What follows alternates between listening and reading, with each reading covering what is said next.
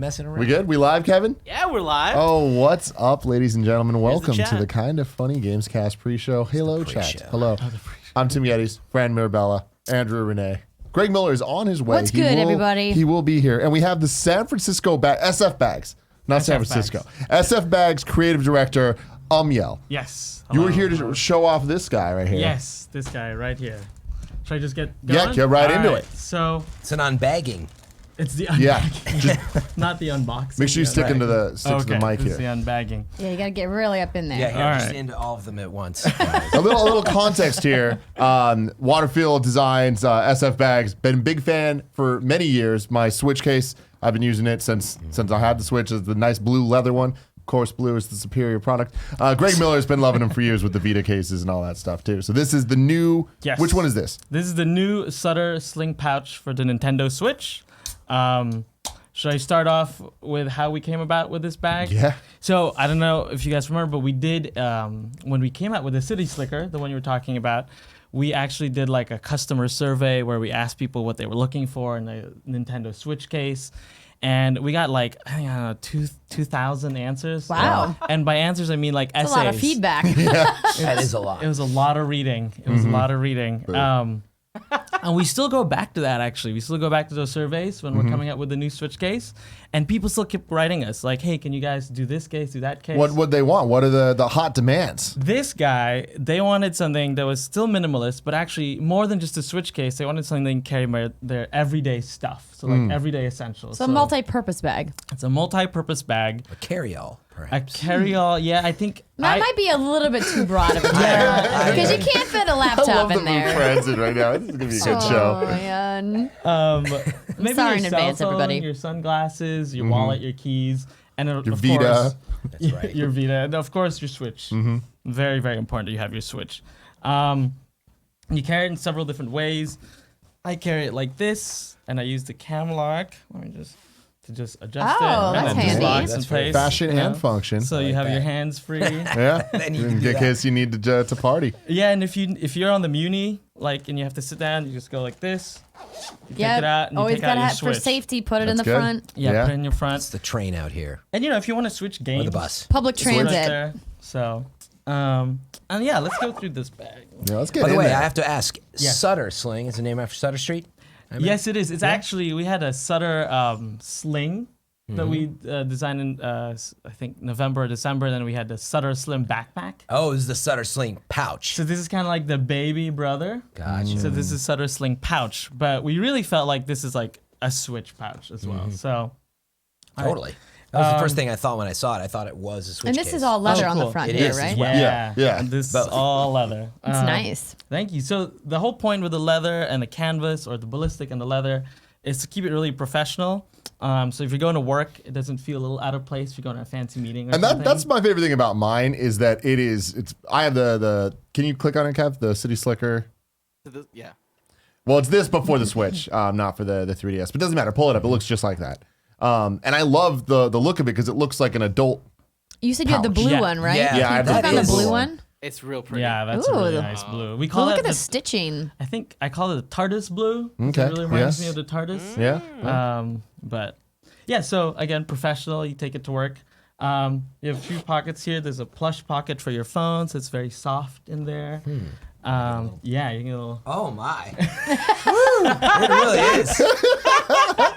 It's very soft. The inside of a kangaroo or something. I don't know. It's really Good nice. God! Inside of a kangaroo. No, I mean, I think he means like the inside of like No, an Ugg boot, I right? get it. Nice. Yeah. and- yeah, and that's Yeah, what's yeah, a yeah. good metaphor. they good have a metaphor. pouch. Come on, people. They do have a pouch. Yeah. But it's not like fur lined in the pouch. Do you know how the pouch feels? I'm just guessing. Have you stuck your hand in a kangaroo pouch? Those little baby Awkward. roos seem very happy. Yeah, that's So- true. It's a lot wetter in there. Than you think. Oh, Just gosh. so you know. Just Oh, so yeah. you know. It is water resistant, so there Good, won't be good. any water in there. Yeah. Hopefully, This it one is doesn't not. feel wet when It's you very put your dry. hand in there. Yeah, it's very dry.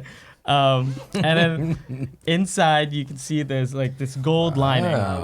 I love a good liner, by the way. Seriously, any good jacket, whatever. Yeah. That's all. See the detail is really nice. Yeah, it's You ripstop could skip on nylon, that. but we went on the yellow, the gold liner, so that when you look when you look inside, it's not hard to find stuff. Contrast. Yeah. These really are. They really thought of professionals. everything, but they did it. They just got the 2,000 people that are like, you know what we need? Yeah, More the contrast. 2,000 people. That I mean, like it was a one of the- lot of reading. It was amazing. Honestly, yeah. it was really actually phenomenal. We want to keep doing that because it's great to read. That's the people's right thing to ideas. do. Great products, though. Again, like we've been using these for years, and they're fantastic. I've Thanks. recommended it a bazillion times on Gamescast. We're going to continue to do that. But what's the deal with this one specifically? Right. So we have inside. We have the Switch Taco, because it is. I mean, It looks like a hard shell taco. It looks like a hard shell taco. And you put your Switch in here, and there's like this impact protective foam, so it's very protected.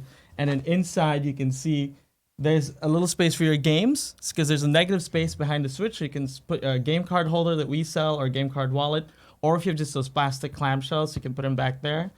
And then you have this neoprene that kind of sticks out. What that does, it keeps your Switch in place, so your screen is up against this.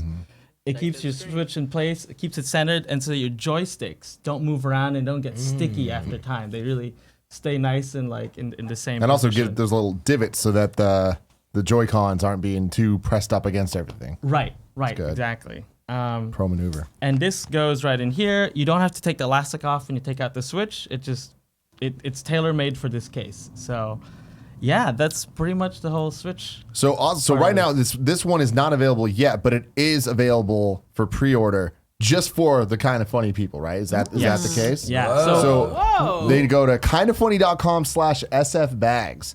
And yeah, you guys are the only ones that get to do this right now. What Yeah, about we- Kinda Funny freelancers. We love you guys. You're guys too. kind of Yeah, funny. yeah. So it's cool. not available on our website, but it is through you guys' link. You can get it. And on top of that, you basically get the Switch Taco for free. So if you get it through our guys' link, you can get it. I love that get Taco you for guys free. called it that.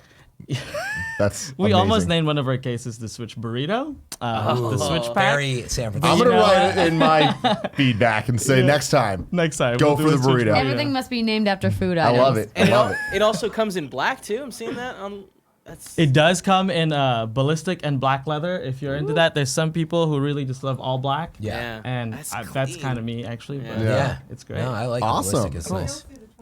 The deal's through the 25th. So you should go now to kindoffunny.com/sfbags. Check out this one, but also check out all the other ones if there's a different product for you. There's a ton of different bags for not just the Switch, but everything else as well. So yeah. Well, thank you very much Thank for, you guys. for coming Yeah, through. Thanks for having us. Yeah, right. Thank you. absolutely. Very nice. You guys, we'll see you later. See you later. Thanks. Thank Nice you. meeting you. Yeah. Let's just take this with me. Yeah. Yeah, sure. Yes, You can please. you can leave the bag All right. here and we'll show it off. All right. Thanks, for the guys. show. Thank you. Bye. All right. See you guys later. Thank you. Yeah, Greg Miller is joining us soon. Eventually, I think Is he's he? in. Well, I actually don't know. I'm gonna call him right now. Yeah. We'll see how this goes. See if he's on the way. The weather is hairy out there. It's just like it's rainy. you're at like 110%, and I love it. You Me? really are. Oh, I'm not. I am at negative 110. We I'm need so you here tired. all the Show. time, I Frank. wanted to shout out the pouch, the one that I've been using for a long time, because I love it. That's all. I just want to say this is great.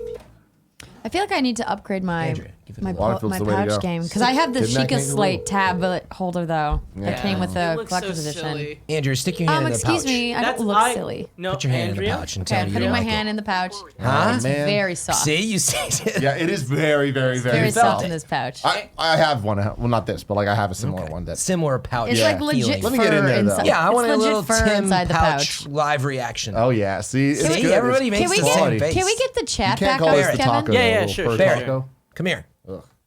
Hey, Barrett, you got a second? He wants you to stick Just your reach hand Your in hand his in the pouch. pouch, man. Yeah. Make sure you're facing the camera. You know.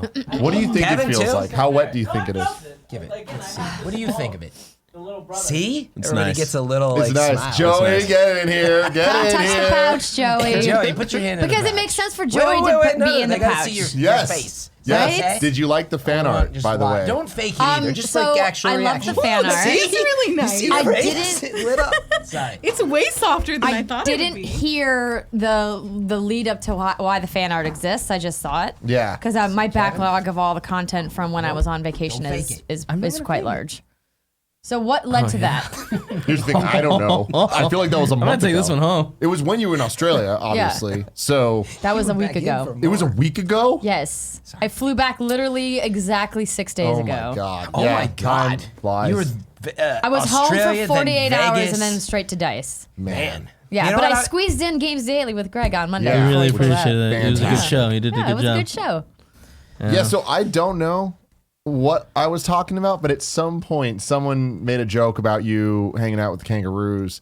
And then someone, I think it was Joey, but it might have been someone else, was just like, is she riding the kangaroos? And then someone was like, and it might have been me, it was like, but imagine John Drake in the pouch.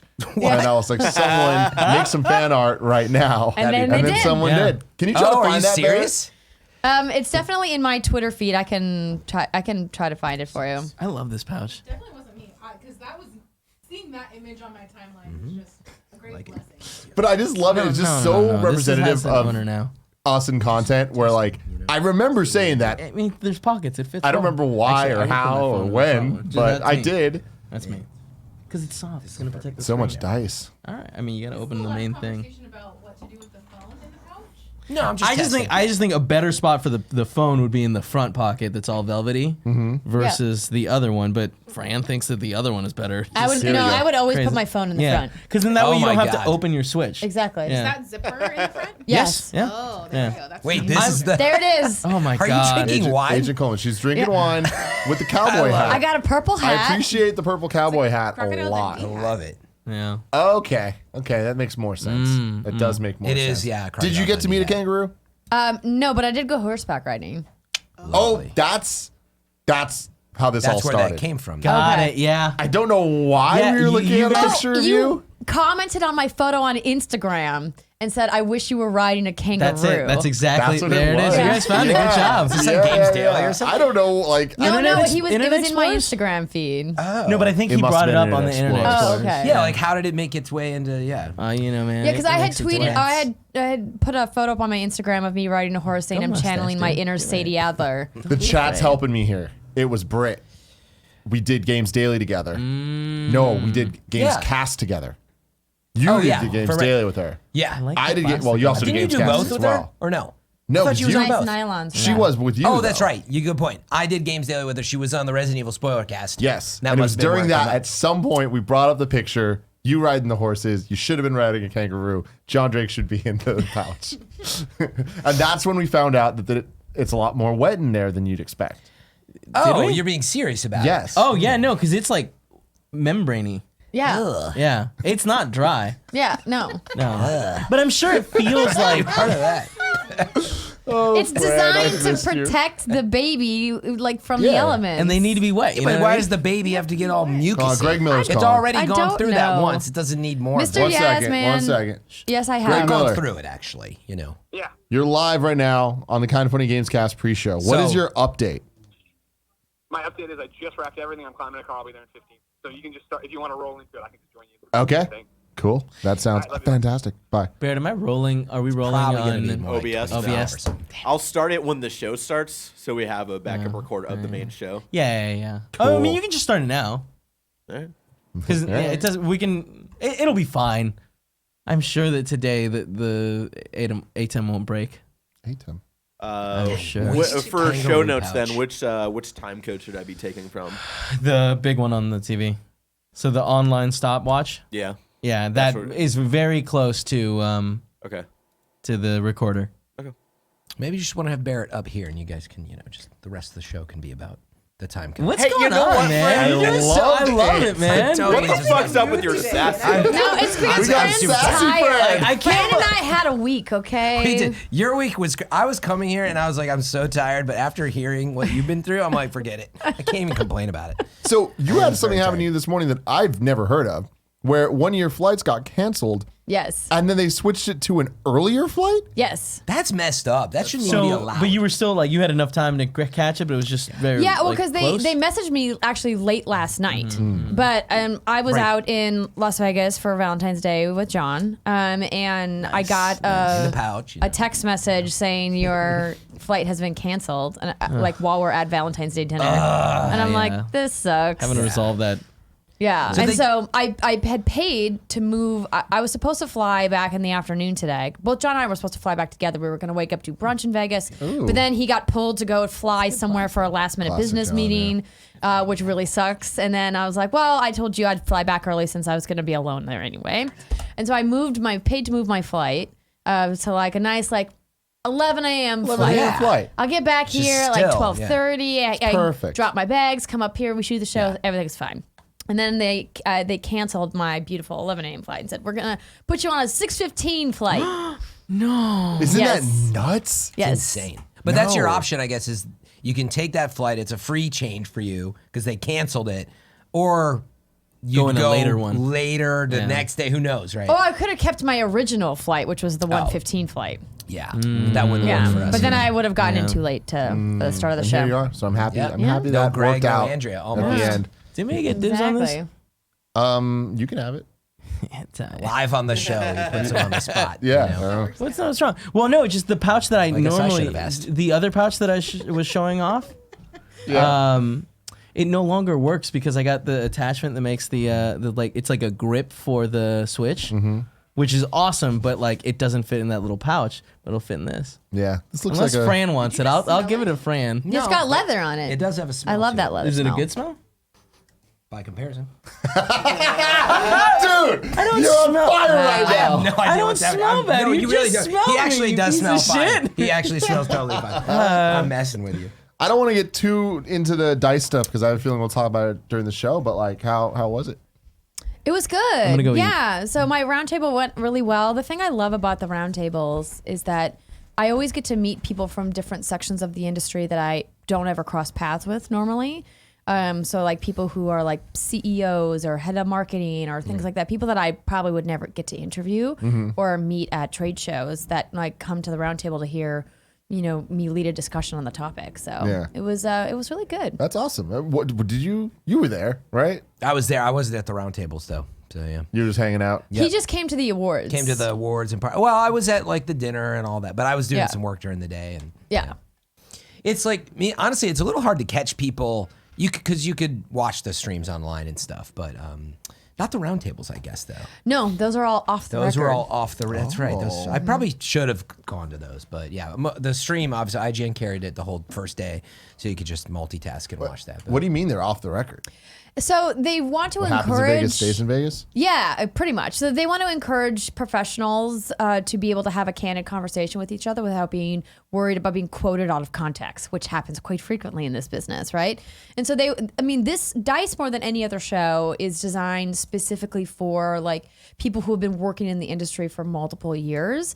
Most of the people that you're going to see going to DICE, either to speak or to lead a roundtable, have been around a while. It's not like GDC where it's more of a overall networking show for video games. DICE is a very small show, and for press specifically, it's invite only. Like you can't apply for a media badge. It's like it's a very like small curated list. And I'm just really grateful that the Academy has asked me back to be a speaker the last 2 years in a row because I've been going to DICE now since 2012, I think. yeah, 2012 was the only Yeah. one I ever went to. Oh, it was a good one. It was a good one. But you have to buy They've tickets changed to a lot, DICE, and these are very expensive tickets because the like Academy is $3,500, I think. as a nonprofit, right? And so, in order for them to be able to pay to put on the show, the tickets have quite a steep price. But a lot of companies have no trouble buying the tickets because it supports the Academy and all of the grants that they do and all the other amazing charitable work that the Academy does throughout the year, including scholarships, things like that. How was the award show? it was. It was good. great. Yeah. I honestly thought it was the best it's been in the last couple Yeah, it of felt years. very like just normal. There's no. I feel part of it is the expectations of what it's supposed to be are now more gone. 'Cause Yeah. award shows have evolved. Game awards have evolved from Jeff Keighley and all that. And so yeah, I thought it was great. I thought the writing was really good. The awards themselves felt like great picks, and yeah, felt God just of like War, a good man. show. It's insane. I knew they were gonna clean up. Yes, I mean, but saw the wow. writing on the wall for that. On for Games sure. Daily, we ran through all the winners, and like it got to the point that I'm like, "Are you serious?" Yeah, Like, tons. it was maybe like 80% of them.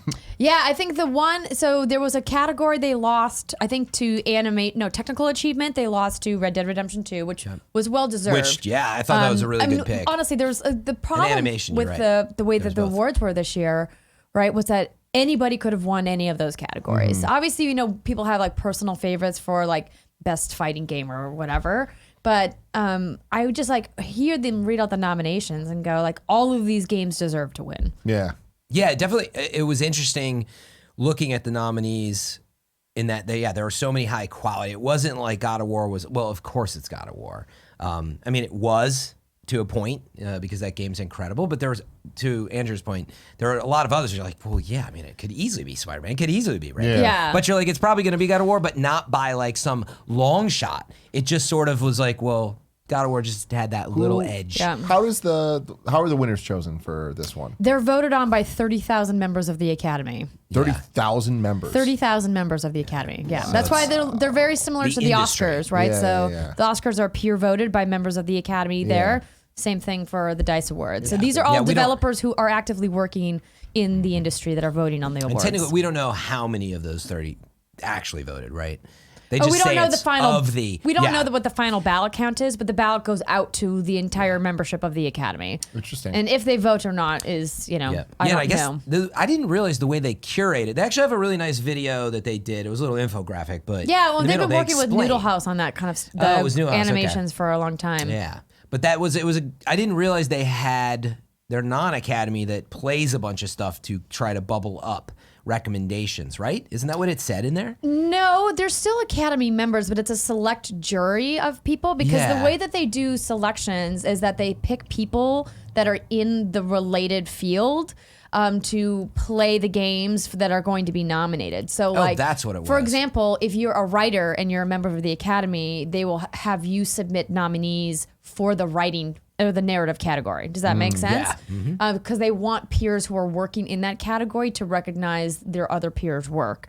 Because it wouldn't make sense for an animation engineer to be picking the narrative picks, right? But wouldn't necessarily be as on the nose. I mean, I think there's nothing wrong with it, but I agree, but like that's why not have how the expert? Academy does it. Why not have art directors pick best technical art direction or whatever it Right. is? And I totally agree with that. That's really cool. And it's actually something we, in the press, I think lack is probably the word. I mean, it is kind of a how much of experience, what do you tend to play? But I wouldn't say categorically say you have enough RPG experts sometimes on a panel. I mean, I'm thinking back on IGN, but like it was always hard nominating stuff. I mean, and It's you worked at impossible, IGN. Sometimes it like they open it up to everybody on the content team, and I had a lot of different ways that I would have done it, but that stuff gets hard, it's hard to to do. Video It's very games, hard I to think, are specifically difficult because of how the genres break down. Where it's like when on the movie side of things, like I feel like it's a bit more clear of what genre a movie is or isn't, and it doesn't kind of turn into this weird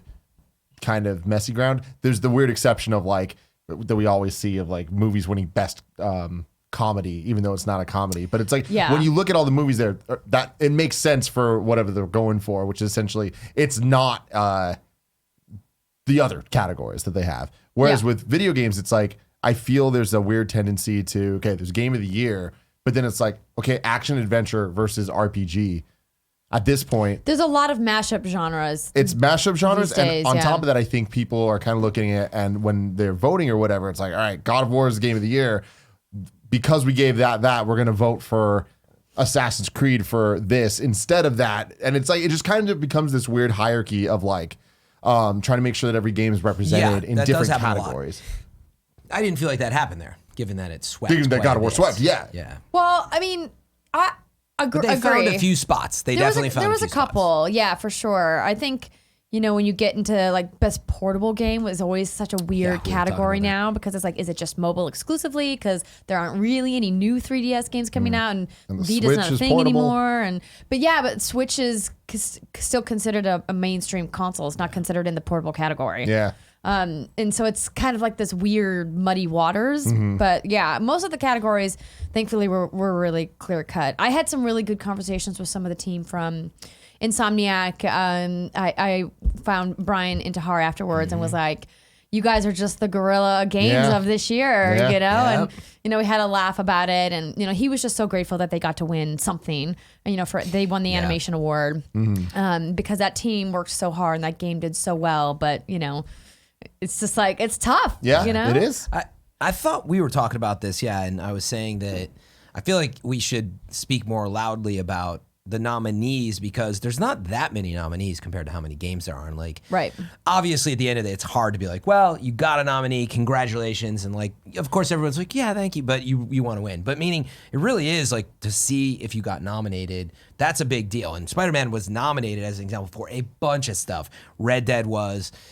I feel like we don't celebrate nominees enough. They get kind of very quickly like, well, you didn't win. That's a good point. You know what I mean? But honestly, like seeing all the categories, and I actually drew that point when I saw RPGs. It was a personal thing going back to Oh, because Monster Hunter won. Yeah, which I thought was great, by the way, for RPG. But I feel like it's the definition that RPG still gets a little more on the nose of whatever your skill tree is and the way things develop. I don't even know. Like it's all the above. It's an action RPG, whatever. Yeah, the industry is just so different because when you look at movies, it's like they do celebrate the nominees when it comes to the Academy Awards because it's like when you see a trailer, it'll be like Academy Award nominated. Yeah, but they do that. But I just mean I feel like we don't speak as loudly. And to finish the point, it was that Red Dead, just for me, was one of the biggest RPGs of last year because of I think about I had RPG. that fight with Jared about it being like it obviously It is has all the above. RPG elements, but like when you put it up next to Dragon Quest and try to say that it's an RPG, yeah, and I agree with you. Got to draw the line, but that's also whereas like then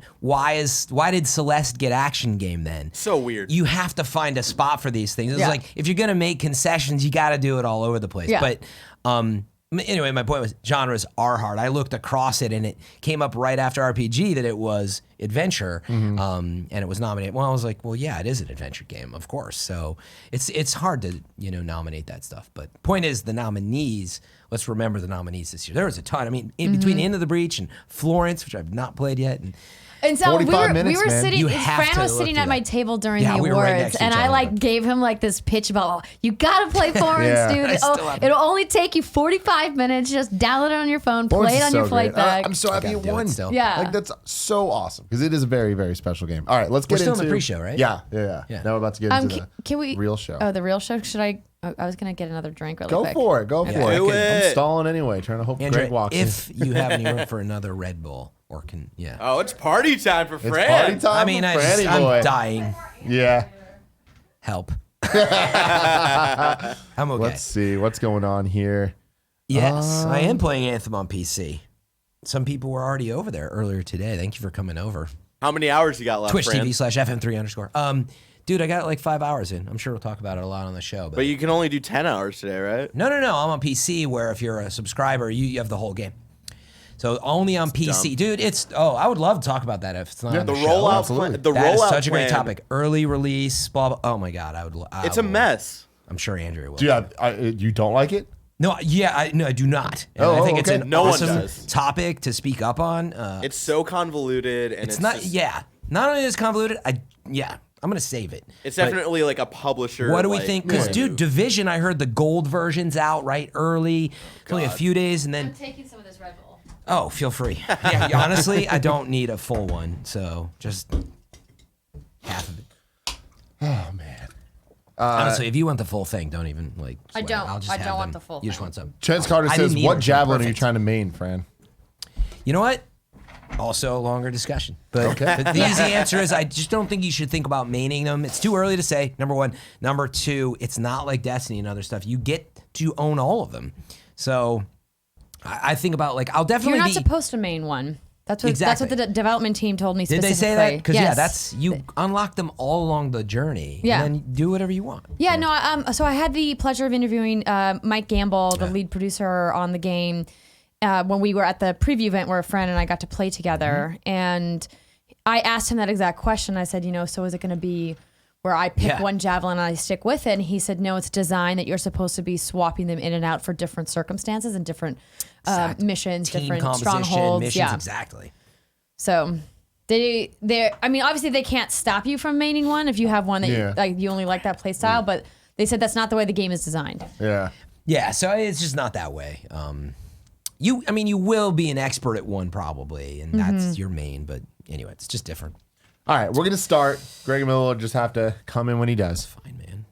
What's up, guys? Welcome to the first ever episode 209 of the Kind of Funny Gamescast. As always, I'm Tim Gettys, joined by one of the coolest dudes in video games, Greg Miller. He's not here yet, but he will join us soon. He is in an Uber on the way here. And joining us once again, Fran Mirabella. How's it going, Tim? What's up, best friends? Fantastic. And Andrea Vernay. What's up, guys? You could You say guys- it's going fantastic. Fantastic days, baby. You guys right back from DICE. Yes. Yes. You're down in Vegas. Her literally hours ago or whatever. I got back Correct. last Yeah. night. Yeah, we're all in a loopy mood. Yeah, We'll say that. Greg It's- too. Did Greg oh, get back this morning or last night? last night. Yeah. Night. Yeah. We were all at Dice. Man. But this is the Kinda Funny Gamescast each and every week right here on youtube.com/kindafunnygames. We get together, talk about video games, all the things that we love about them. You can get the show early by going to patreon.com/kindafunnygames. You can also get the show ad-free or be a Patreon producer, just like all these beautiful people. Joel Beezer, Trevor Starkey, Muhammad, Blackjack, Steven Johnson, Scott Hardinger, Fanatic Gamer 1986, Drunk on Writing, DJ Kento, Neil Mariquin, Sancho West, James Hastings. Says James Gastings, but I'm pretty sure I know that you're Hastings. Ben HG. Fraley, Eduardo Cabrera, Luchaga, Michael Howard, Snowbike Mike, Daniel Haynes, Cassie Kern, and Mateus Forshim. Thank you very much for being Patreon supporters, making our dreams happen, including the world tour that we're doing. Our next stop, San Francisco, this Sunday. I'm going to be there. Greg's going to be there. Are you going to be there, Andrea? I'm probably going to be there, but there's an outside chance I might not. Fran, are you going to be there? Same answer, but I just recently realized it and found out the details. I was watching the Games Daily, and I was Yeah, like, Fran and I what? were in the same boat. We're like, could you maybe have told us a little sooner Well, about the San Francisco date? KindaFunny.com/events, we knew it guys. was coming. Do you not hear the rigmarole of every episode of every show that true. we In In my ever defense, do? I've been out of the country and I'm very backlog on the show. So. I don't know if that's it all. no, I'm happens. gonna try to get there because I always have a great time meeting up with the best my God. friends.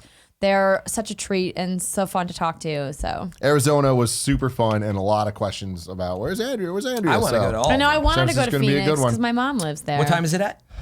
3 to 6. Okay. You can get all the details. Kindafunny.com/events. What's And up? by the time this goes live, that has already happened for public. Yes, good point. On Monday. Yes. Just kindafunny.com/events. You know what to do. Check their Instagram. Now you can see the Exactly. photos. This episode is brought to you by Hymns and Movement, but we'll get to that later.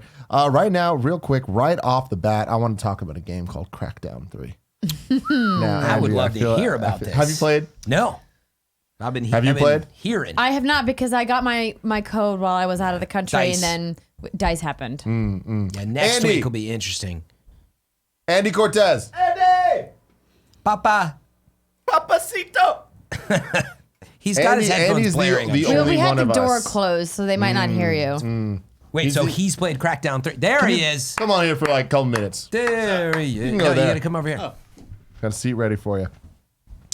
Crackdown 3. Sit that Crackdown right What are there. your top level impressions? Because we did a party mode. You can watch it now, youtube.com/kindafunnygames. Andy was the one playing. Me and Nick were just kind of watching him. Yeah. Yeah. It not only looks like a 360 game remaster, like in 4K, but it feels really bad. It doesn't feel like a modern game should control. It reminds me a lot of, you know, when you go back to Halo and it's like, this feels different, but it still feels good. This isn't like that. It's like you're going back and it still feels kind of wonky and weird. Movement just doesn't feel great. Climbing surfaces, just the whole maneuvering that I was seeing some people, I couldn't put my finger on it, but when you drop and you roll, animations are kind of clunky, like they just don't fit super well. I don't really recommend it unless you have Game Pass and it's free or whatever. I just cannot see spending $60 on this video game. Is it a $60 title? Looking it up. Yikes. Yeah, I mean, it's Yeah. been in development forever. And And that's the craziest I mean, thing it's a is- second first What was party announced, what, in title, right? 2014, right? 2013, I think. It's been in development for a 2013 or no 14? I thought it was 14. I'm bummed to hear because we've seen a lot of the footage and trailers leading up to 2014. it. You're right. Yep, But there we go. that was- E3. Every time I watched it, I was like, oh man, like there looks like there's physics slowdown. Yeah, things look like they're just off. But hopefully by the time it's finished, you don't want to judge it before it's out. But it seems like it just hasn't. I didn't progressed. notice really any slowdown or anything like that. I don't think we Oh, had really? any of So those it problems. runs better now. I feel like it runs fine, That's good. but it's just clunky. and it could be that we're so early into the game that as you keep playing, you keep unlocking these passive abilities where now you have a double jump, now you have this ability, whatever they may be. But I I still don't feel like I had a whole lot of fun playing it. It looked like you were not really getting good struggling to accomplish what you were trying to do. Like anytime we're like, hey, pick up that guy and throw him at that guy, which seems like a very basic gameplay mechanic, it seemed like 90% of the time you missed. You know? It could just be me playing. I don't know. But I don't think it but was. I think after playing Apex for so long and how fluid that movement feels, going back to this felt like a noticeable downgrade. Where like I feel like I should be landing on that ledge and climbing over, and it look great. I don't know. It bums me out that this is how the game feels. Because if nothing, I never expected the game to look incredible. Because it's has that player Well, it's outline. Crackdown. They kept it's like you're not. They're I'm not not gonna going for photorealism. exactly. right? But I still want it to control really well. But it's like when you go back to an old PS1 game, it's like, oh, this controls really weirdly. This kind of reminds me of that. And I think that for a game that was in development this long, the level of polish is just very low. Like there's so many art styles in the game that are kind of just thrown together and it doesn't feel cohesive at all. In the hour that we played, we saw like 4 different styles of cinematics. Like it would go from like CG that looked actually really good to then this like 2D animated thing that looked really Sounds like a flashy. storyboard that they. Like, yeah, kind of. And Yeah. it Had to just fill in the it doesn't gap. feel cohesive at all. It just feels kind of like they're like, well, we need something here, but it kind of Yeah, feels like they gave up on putting budget into this game at a certain point, and we're just like, we just bet need you they something did. that's good enough to get to the next thing. Yeah, the intro cutscenes are incredibly well done and animated. It's like this is full CG sort of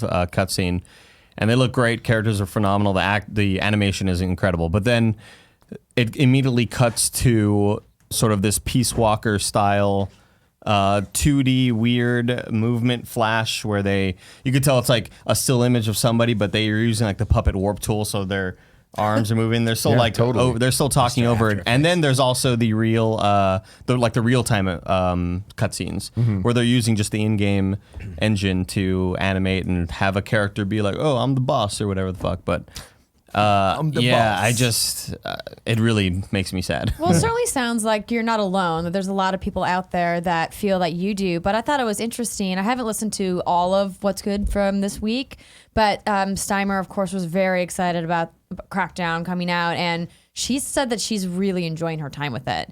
And it feels like if you loved the original Crackdown and you just wanted more of like running around and grabbing arms and smashing stuff, that you're going to enjoy your time, but that this isn't like a Game of the Year contender, which I think we all knew, Yeah. you know, way before it ever launched. It's like right? Fast and Furious, you know what I mean? You know what you get. Yeah, it's Get in there. just a big dumb time, you know. There's, Yeah. there's good ones and bad ones though. Yeah. Yeah. I thought you were going to say for a second there. I did. Yeah, a lot of people are saying that they aren't enjoying it, but there are a few 9 out of 10. Oh, we're going to get there. Don't you Thanks, worry. Andy. Thank Yeah, you they're very all- much. Wait, Andy, Actually, before Andy leaves. Yeah, yeah. I just want to say, last week, some people said that I was talking over you, and I just want to publicly say it's hard to do on the show sometimes. So I wanted to apologize if that happened. I didn't feel that way. Okay. I get that I with think it Nick was a the lot. Nick Campari. talks over me all the time. I know, Not that's so all. much Yeah, you. I listened to the show. It didn't sound like you were I talking know, over vocal him. minority, but truly, because it was just the 3 of us, and the Campari was flowing. Campari was flowing, Oh, baby. some Yeah, we brought Negronis, yeah, maybe? basically. Yeah. Okay. Yeah. Greg Miller. Greg, Welcome Hey. to a great show right now. How you doing? Best haircut he's ever had. Thank you. I really feel that Oh, way. it does look It's nice. a Vegas haircut at the Aria. There you they know go. what they're doing. You know what I'm talking about? Very Yeah. nice. Greg, Yeah. you're about to have a great time. Fran Mirabella is in a mood right No, now. I used We up- got sassy Fran. You're saying I feel like I used up all the fuel in the tank, and now it's. We had a great pre-show for Patreon users, so definitely go check that out. But yeah, Andrea, what's up? Well, Tim, you're the one who created a little piece of media that you tweeted out to the world. That's a very lovely edit, by the way. Thank you. Good job. Thank you. I appreciate that. So accurately reminding me that we placed a drunken bet, which was stupid of me. So for people who have not seen the tweet, I think tweet heard around Barrett the is going to world. pull it up here, and we can watch it on screen. Nice. Yeah, So- if you're an audio listener, it's worth going to watch the actual video. Yeah, who edited it? Me. Really? I didn't know that. I thought I thought an audience member did. You know, we watched it on Games Daily. Let's watch it again here. Yeah, let's watch it. Andrea, Yes. this is a Kind of Funny Games Daily bet right wow. now. Crackdown 3. What do it you will mean? not get a single 9 out of 10 from any site that is listed in the Reset Era thread of reviews for the game. What are we betting? Whatever you want. Somebody. 1 month of Shandown Wine Club. Yes. Yes. Yes. Perfect. Yeah. This is your fault at the end of the day. Wine. Give Accept us your wine. bet. If you lose, you pay for my next Shandong wine shipment. If I lose, what would you like? Same thing for Gia. You got it.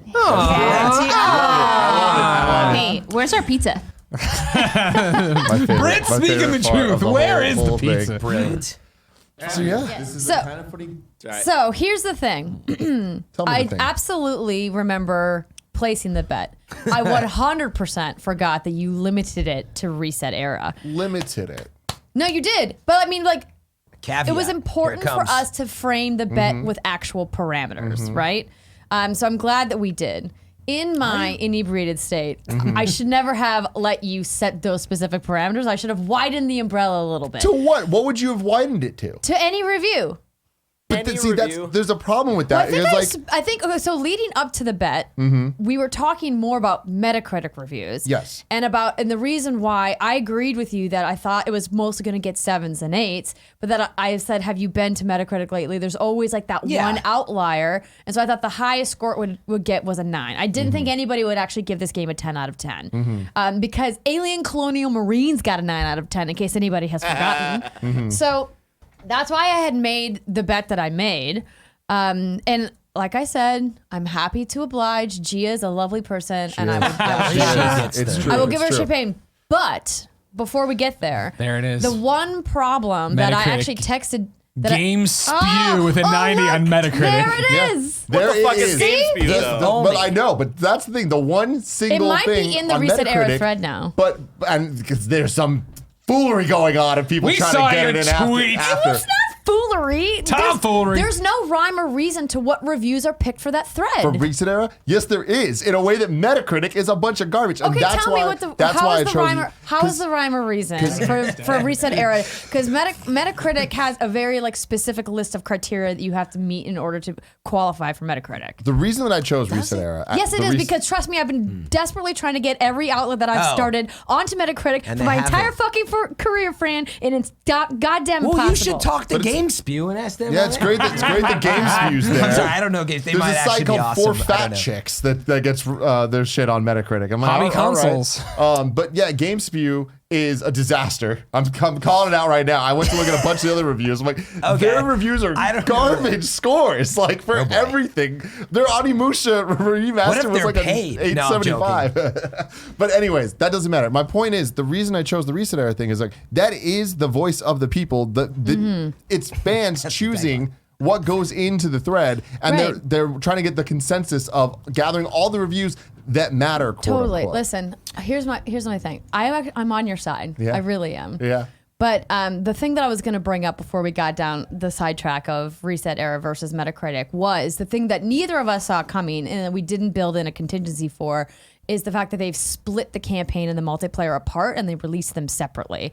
And so we are seeing reviews going up where it's like in progress because the entire game wasn't out at the same time when the embargo lifted. This is just the campaign right now, or For the most part, yeah. Yeah. because they're still There's 2 executables. they're still doing Look, patches for Wrecking Zone. the That's the thing. name of the PvP. I think so. I'll give you whatever rope you need. It's fine. It's fine. This is all you. Let them. I guarantee the multiplayer, if anything, is not going to Oh, so improve the it's- scores to 9s. I don't know. I don't Because know. under the one single 9 it got a Metacritic, we're looking at the Metacritic score is going down. No. When we first Listen, talked about it was I at a know. 64. Now it's a 60. And for everybody listening, don't at me about, don't about at expecting the We're having game to fun be here. good. I knew the game wasn't going to be a 9. Yeah. The whole reason I made the bet in the fun of it was because I knew Someone. that at least one person There's was always going to an give it a outlier. 9. You are and, right. And somebody did. Yeah, So, I agree that your bet was pretty good, actually. Yeah. Well, I mean, it's not Under good the because I certain let parameters, Greg but sway yeah. me into the Shandong Oh, shipment. I did. You said, what are we playing for? I said something I thought you could win and like. But every bet Tim has ever made me is like a pizza, and I gave would've him took a a pizza. bet worth I'll more still than take a pizza. $100. And I'm Yeah, like, that's well, kind of crazy. Gee, is But worth I've been it. wanting to say what has been done cannot be shunned. Yeah. He's in the Roll the mood. credits. We're done. Oh my All right, gosh. so that's Crackdown 3. Moving on, sorry. a real quick thing because I don't want to talk about this too much. I finally beat Kingdom Hearts 3. It's 15 years in the making, and man, I loved the end. bit more than the rest of the game for sure. Long ending? It's very long. Yeah. Oh yeah. The last like 5 hours of the game are the Kingdom Hearts stuff, not the Disney stuff. It's pure. It's actually the only part of the game that has story. Like the other 25 hours or whatever it is just like go to a bunch of Disney places and it's the Disney stories. And I was surprised because I thought the Disney stuff would be what I liked the most. But at the end of the day, I was like, it's super epic. The fights were super fun. Your character's finally like skilled enough and has all the different moves and systems going on where it's like the game feels right towards the end. Barrett, What's up? where are you at right now? I just finished. Was Winnie the Pooh after Frozen or is it before Frozen? Depends on. I think I did Winnie the Pooh before Frozen, and then I finished Frozen last night. To like How you 50% feeling or about your something? life? I'm feeling real bad about my life. Just playing through this game. It's trash, but I'm enjoying it. Yeah. Were you into Kingdom Hearts before ever? Or? Not really. Okay. I had to play Kingdom Hearts for IGN for Never heard of in 5 minutes. That took us like 2 years That's to a good make. series, actually. That's one That of request Alfredo to make gives you that tips, video right? went in right when I started IGN and wasn't put up until after I stopped working at IGN. Yeah. But yeah, I've only played Kingdom Hearts 2, so yeah, I obviously don't understand most of the Kingdom Heartsy stuff that's going on, and I don't fault the game for that. But yeah, going through the Frozen world last night was very just depressing. Almost of just like, why is it so bad? A lot of bad choices in that world. But Why yeah, is it at the so end of the bad? day, really enjoyed the end of the game. Really enjoyed my time with it. Yeah, I was gonna say overall, did you enjoy it? Overall, Like, you yeah. recommend it? Okay. Yeah, to, would I recommend it? To No. fans. Yeah, to fans, absolutely. Fans of the genre will approve. but I wouldn't recommend it to just people that are not interested at all in jumping in. Like, it is what it looks like. And yeah, the stuff that pretty much anything people love about the game, there's going to be an equal amount of people that look at it like, that's the worst part of it, right? Gotcha. But I liked the end like reveal was really kind of out of nowhere and wacky as all hell. And I can't wait for a Switch spinoff. Like, I Okay. feel like it's inevitable, and I Kingdom can't Hearts wait for that Birth to by happen. Sleep, Switch. Yeah, Switch wish, yeah. Now, Fran, we got you. It's time for Yes. some Frantham. Is it? Oh, yeah, the Frantham. This is the Frantham. Throw all your friends up. I'm lucky that, I got in from Vegas early enough to wake up at, 6 a.m. this morning so I could meet the release time. 7 a.m. this morning, it went online. So I got about 5 hours in of the actual game. You got to remember on EA Premiere. Origin which is- Access Premiere. That's right. What, are you paid by these people or something? I was at one point, yes. Full But, disclosure. if you're on Disclosure. PC, you get the full game. Yeah. Now, if you're not on Xbox. it, you have EA Access. You can play the first 10 hours or whatever you get in 10 hours. And so your, anyway, your I'm progress playing the real carries game on over, PC. right? Yes, it does carry that was over, yeah. that was a thing. Does it from Access? I assume It does. so. I think so. Because that'd be insane Yeah. to like say, oh, do you love this game? Well, you should buy it. And you're like, start over. So yeah, I'm pretty sure it does. Anyway, what I can say is that at this point, I've played almost 50 hours of the game, though, because I played like 40 hours of open demo and then the time we spent, actually probably over 50. So things are blurring together a little bit in the sense of, I'm a lot early game still. So I'm a little like remiss to be like, oh, here's my recommendations. It's a little Destiny killer. Just say it. I'm not ready to say something like that. But what I will say is I'm really enjoying it. People keep coming in and asking me two main questions about it.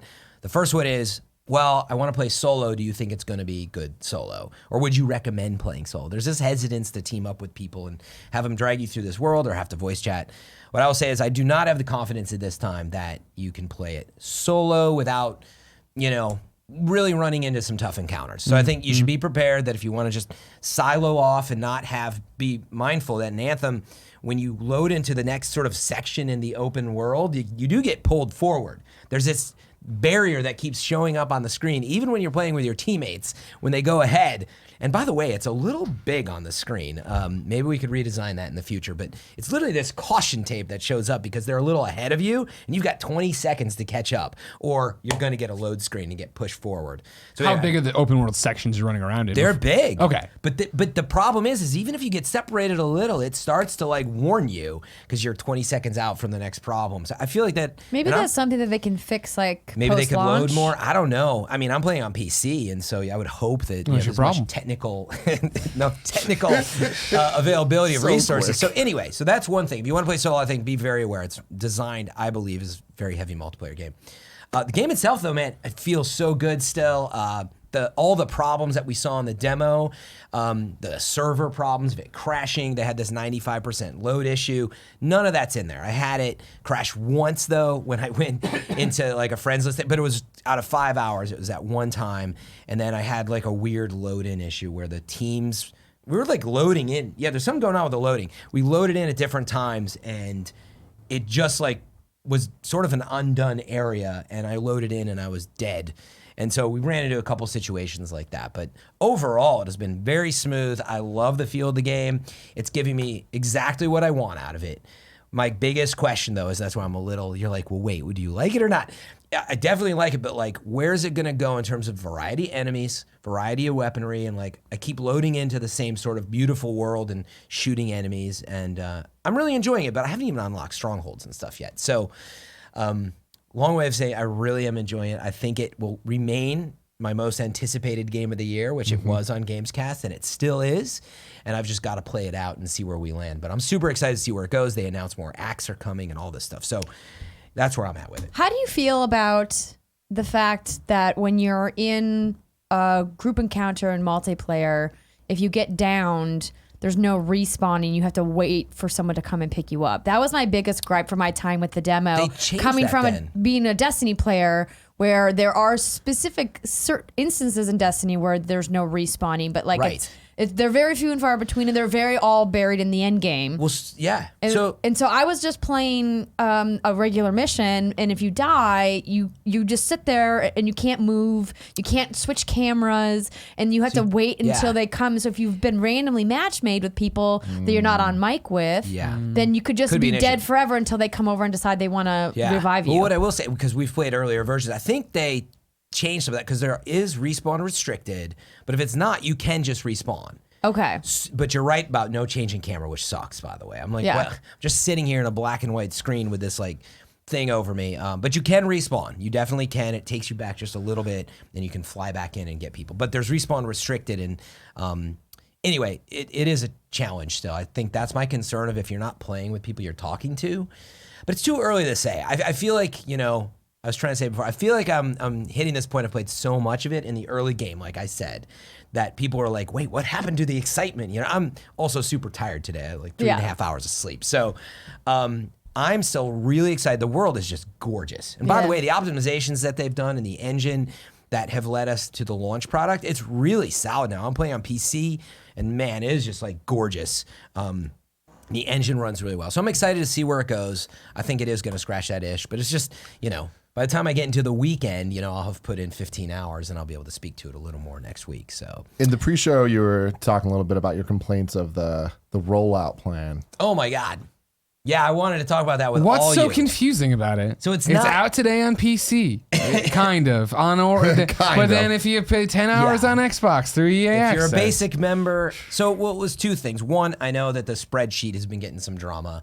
Some people are like, "What's the a 2-year-old somebody can wrote a figure it out." joke about it at an award show recently. Yeah, I exactly. think. fuck those writers. You know what I mean? The bigger topic, that's part of it, but the main topic actually is how do you guys feel about games that come out? Let's look at this example. 7 days ahead of the actual release. This game doesn't release until February 22nd. That's the official release date. We get it early as an early access because I paid a subscription fee, which is a lot of money, and it's cool maybe to get that access. But how do you feel about that? But by the way, it's a story-driven game. You can stream it on Twitch. That's by the way, part it's a that I'm progression. like kind of upset about. It's a progression-driven game. BioWare narrative in a game with 7 days of early access means someone's Yeah. going to run through the whole campaign Only for before I PC? even get to play it on console. By the way, only for PC past the first 10 hours. So how do you feel about that? By the way, Division, I believe, Gold releases 3 days early or something. 3 days is way different than 7 days, I know, but right? So that's my question. Do you not care about 3, but 7's too much? No, I care about it all. I think if a release date's a release date. Like if the code is ready, release the game. It's different if there's a certain version, like a Switch version or a PC version that's not ready to launch because the code's not finished, Sure. and then they delay, right? Like how a lot of times we'll see a PC release like anywhere from 3 months to 12 months after the console release because they just haven't optimized for PC. Different kind of situation, but we know that the PS4 and the Xbox One code is ready. It's gone to disc, right? And so this is clearly just a marketing deal, and it sucks. Like I don't want to have to boot up Anthem on my PC just to play the story this weekend. Yeah, you which know? we talked about actually before you get you. Don't said do it, she's don't break. considering I'm contemplating it. Tetris you 99. know? I have now committed to playing on PS4. I played the demo on Xbox One, and it looked beautiful. But my clan and the people who are going to play with me are on PS4. Yeah. And so that's where I'm going to play. And like I can't load it up until I can preload it on the 21st, and then I have to wait until the 22nd to get in. That sucks.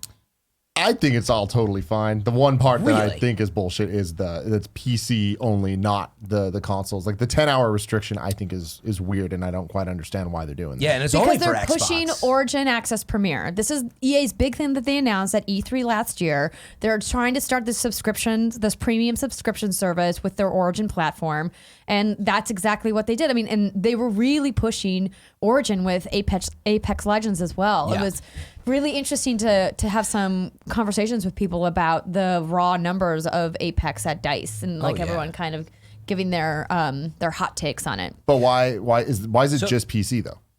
Well, 'Cause it- I believe, Origin- and that's where I'd love to know. I'm pretty sure it's the contractual crap again. You know, again, we're getting into crossplay territory where it's not on PlayStation at all. You can't do EA access, right? Correct. Because I assume of your Because partnership with Sony. Microsoft and EA And did a financial deal that's for right. EA access on And Xbox so specifically. Xbox lets them, PlayStation won't. On PC, whatever, it's their own client. And like, you're like, where does, I can't decode all this. Yeah, This is but business, Tim. I mean, so Mm-hmm. I don't think it's okay at all. I was wanting to go last, actually. I was curious what. Oh, I mean, I fall in the you've same- been, playing games forever, man. I have been playing games forever, Fran. That's correct.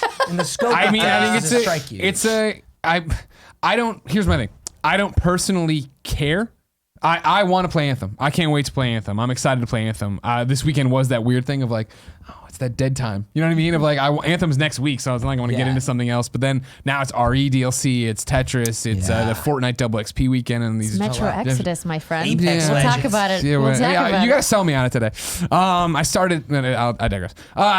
It's that thing of, oh man, I wish I had it this weekend, but I can wait a week and I don't really care. And I get it. And I feel like 3 weeks in, no one's gonna care or remember, and it's not gonna be a big deal. I get that it's a business thing of, we want you to come play it through our thing. We don't want to share the revenue with anybody. We want you to just use Origin. And yeah, we talked about it a bit on Games Daily today. Like, to me, it's like, it's a business thing, but it's also, if you want it, you can pay for it and you can get it. It's not like they're not allowing people to, or limiting the people that are allowed to. It's not like only the first 100 people to come in or whatever. It's like, But it's limiting to people who can't afford a gaming PC. I think that's the argument that I've been seeing And in $100 online a year forums for the is that service or whatever it is. an Xbox One Slim or a PlayStation 4 Slim is a very reasonable entry price into playing video games. A PC that can run Anthem through Origin Access Premier, I mean, you're spending at least $1,000. and I feel like you're getting a premium experience and you get to do things like this. It's like, video games aren't free. They cost money to make, they cost Correct. money to play. So it's like, I just don't, it's not like an altruistic thing of like, yeah, well, the code's done, so everyone gets it at the same time.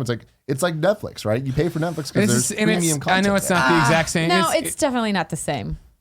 Sorry, Greg, go ahead. no, it's fine. Why No, not? go ahead. No, why? I don't know. You said something. I don't know if he's gonna respond. It's not the same as Netflix. She said, "What's your response to that, Tim?" Well, how is it not? Like they're going to entice people to get their subscription service based on giving people content that's exclusive to them, right? You get exclusive access to. But it's not exclusive forever, right? The whole thing about Netflix is that the exclusive shows on Netflix you can only ever watch on Netflix like in perpetuity, right? Like you can't watch Orange is the New Black on Hulu. And so like that's why Netflix I think is kind of apples and oranges here because you're going to be able to play Anthem on other platforms in 7 days. And like if you buy it still though. normally I would be on your side here, but I'm with Fran that like it feels just like a clear cash grab marketing play to try to get people to sign up for an Origin Access Premier account, and that's their prerogative, and that's okay. They're allowed to- That's where I come down at. Yeah. I feel like I don't throw this around loosely. I don't mean to be it feels kind of like a scuzzy marketing. I want your money move, but it's a business, and I get it. It's you're also your EA, so you're damned if you Yeah. do, damned if you don't. Yeah, I guess my thing is like I don't see it as scuzzy marketing stuff. I see it's marketing. It's like them trying to be like, hey, this is a program we're investing in, and we want you to subscribe. Yeah, it's enticing. I wouldn't call it scuzzy. I just like it's frustrating as a player. Absolutely. Is this period going to be over quickly? Yes, it will be. But like Fran was talking about with the narrative stuff, like I'm just worried as a fan, and also as this is my most anticipated game of the year, that like I don't want any of that story stuff spoiled for me ahead of time. you know, and with what I do, I can't just block the word Anthem from all of my social channels, you know? Yeah. Yeah. That's all. I'm just expressing some frustration. No, absolutely. That's all. I get it. See, it's still for me. I mean, even the Anthem right now is. I'm looking forward to playing it. Everybody says I'm gonna love it. I still haven't ever touched the sticks with it. I'm excited to actually try it, but it's just in the Shadow Division 2. I just don't care. Yeah. Division 2. Still always. If you could hit me in the head with a brick right now, open beta Tim, coming I so would wake soon. up. I'd be ready to go. So, I'm dying to go on this Go. topic. And I will say, I don't do this often. A lot of people call me a shill because I like to be objective. And It's okay, you like and me you both, my said, friend. Yeah, I see the business side. There's Why an would irony. they call you a shill in your respawn shirt? Fucking Legends. I understand the marketing side. I understand the business. There's an irony. We're doing a Patreon show for subscribers that is later released, but this is not an event that you can't consume in a certain way with other people. That's what games are. Even if it wasn't an online service, this, man, it's more like going to the theater. And I struggle to get the analogy right, but like there's a lot of people that they can't go see what you're seeing. Well, too bad. You're a subscriber to Fandango or whatever it is. And you're one of the few. Now you're going to go out and spoil the story. But it also removes the community event, us all together. So I hate it. I will pay you to stop doing this. I'm tired, honestly, of like as a community of gamers going through this. It sucks. It's exclusive in a way that is not beneficial. And so what I can say is, yes, I want my $100 worth. So let's say I got to play the first 2 hours or something reasonable, or even if it's not the game, I'm getting like these really amazing skins. It's totally just vanity, whatever. But this is the freaking game. And like, honestly, I'm tired of it. I'm tired of like the early release, whether it's 3 days. I always have loved launch night, you know, and you go out and you stand in line, and I know we don't do it anymore, but that is the feeling that I cherish. And we all run home, and I'm jealous of New Zealand because they got out there first. Yeah. But like, this is so far removed from that. I guess for me, it sucks. The interesting wrinkle you guys are both adding that I didn't think about is story, right? And Because the it is story, like, you know, all the 2K games do this, right? Where it's like, what do they release on the Friday, or they release on Tuesday for Gold Edition, or Fridays on Gold Edition, and then the next Friday for everybody else, or some shit like that. But I understand that, yeah, the story mode in NBA 2K or whatever doesn't have the same weight as a BioWare thing. I just want to feel like Iron Man. Yeah, and I'm super worried about story stuff, but just from progression side too, it just sucks to not enjoy it as a community. But also, when you do take it into the world of online matchmaking, I don't know how good it's gonna. I haven't done matchmaking yet. I've just played with friends, so I kind of wonder: are there enough people? Even it kind of removes the real experience, and you got to wait till next week. But I do understand from a marketing side. I just disagree with this as the benefit. And yeah, it's baffling to the consumer, all these different ways to play. I've had so many questions about how to play it. So I think it sucks. I know it's not going to go away. And I think we should actually talk about sometime where we probably have where subscriptions are going. But the reason this is happening is because everyone's looking at their revenue and they're looking at free to play transactions, but also now, just like what is Netflix, like you brought it up, if you can get people hooked into a subscription, a Patreon, stuff like that, it's great because you have recurring support that you can plan your business on. And that's kind of where some of this future's going. I'm not super familiar with it. The Patreon thing, I think, is not a great example because people who don't watch kind of funny content on Patreon are getting it for free. Well, yeah. No, I'm that's paying our the choice, same though. dollar amount It's true. that Origin Access Premier is paying. Yeah. They're meant just from buying it on a terms of- different platform. That's where Yeah. I think like the breakdown here is like you're paying for early access. I still have to pay for the game just like you do. Yeah. You know, at the end of the day. No, yeah, that's a very You're just good buying point. it on a But I different paid platform. more. But the fact that we're But getting the content out for you free, can like take that's a bonus. Like that's just No, but that's what I'm how saying. we But decided like, to that's run the why I don't business. think comparing the two is an accurate comparison. I see. And I wasn't comparing on that front. It was Yeah. more that it's a recurring subscription-based service. It's not advertising anymore. Whatever it is, the market is changing. That's all I meant by that. Right. But what I will say, I did pay more than you paid then, though.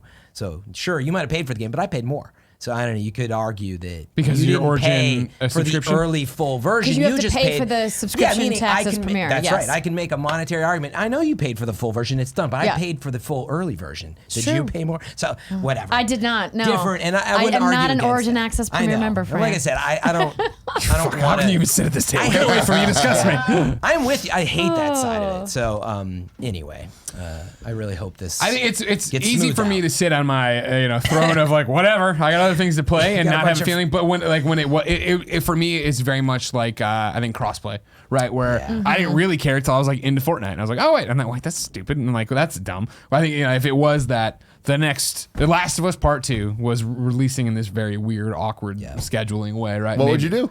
I'd pay them. You'd I'd pay pay the money. and get it, right? Yeah. Because I'd you be want to get it grumpy about it early. on Twitter, though. I'll tell you what. Would you really? Like, that's a good example. Like, would you be grumpy about that? Well, here's the thing. Run me through. Right now, we're boiling it down. I think again even more than what we're talking about, right? Because we're saying if it's available, I can get the $80 edition of Last of Us 2 and play it a week early, right? Mm-hmm. But are we trying to tie it to a subscription thing? Are we trying to tie it to? It's not apples because there's not platforms and stuff. I would gladly pay $80 to play it early. No, I have no problem with that. Wait, what's the What example? if there was Part like two. a PSVR version exclusively But that that came out sucks. first, and you had to buy a PSVR in order to play it? Oh, good thing I love it. Wait, what does it matter? What's the question though? Because This like, is not a good question for you. I know. as a Sony I know. fanboy. It's- This hypothetical situation These are all is cases not, by cases. it's But I not guess good. that's my thing. Is like this is for the fanboys. This is for the people that want to do that need to get it a week early. I'd pay $100 if I Yeah, could have you got Smash a would. week early. I would pay more. I just don't want to play it on fucking PC. yeah, but That's it. And It's that's dead. right. PC gaming's dead. First of all, not- I know. Second of all, You can boo me. That's fine. I think these experience sucks. Again, like if you're talking a couple hours or something, maybe there's some limitation that I would agree with that we've experienced in the past. Whether it's a subscription or you paid more or whatever, as any at-large community of people that can play a product like this, read the book early, whatever it is, I think it sucks, man. I hate it as a consumer experience. Thank you for making that point. We don't obviously need to beat a dead horse here, but like I appreciate that you brought up something that I think should resonate with all of us as gamers. That like it like breaks that community excitement for launch day when we all can't talk about it together.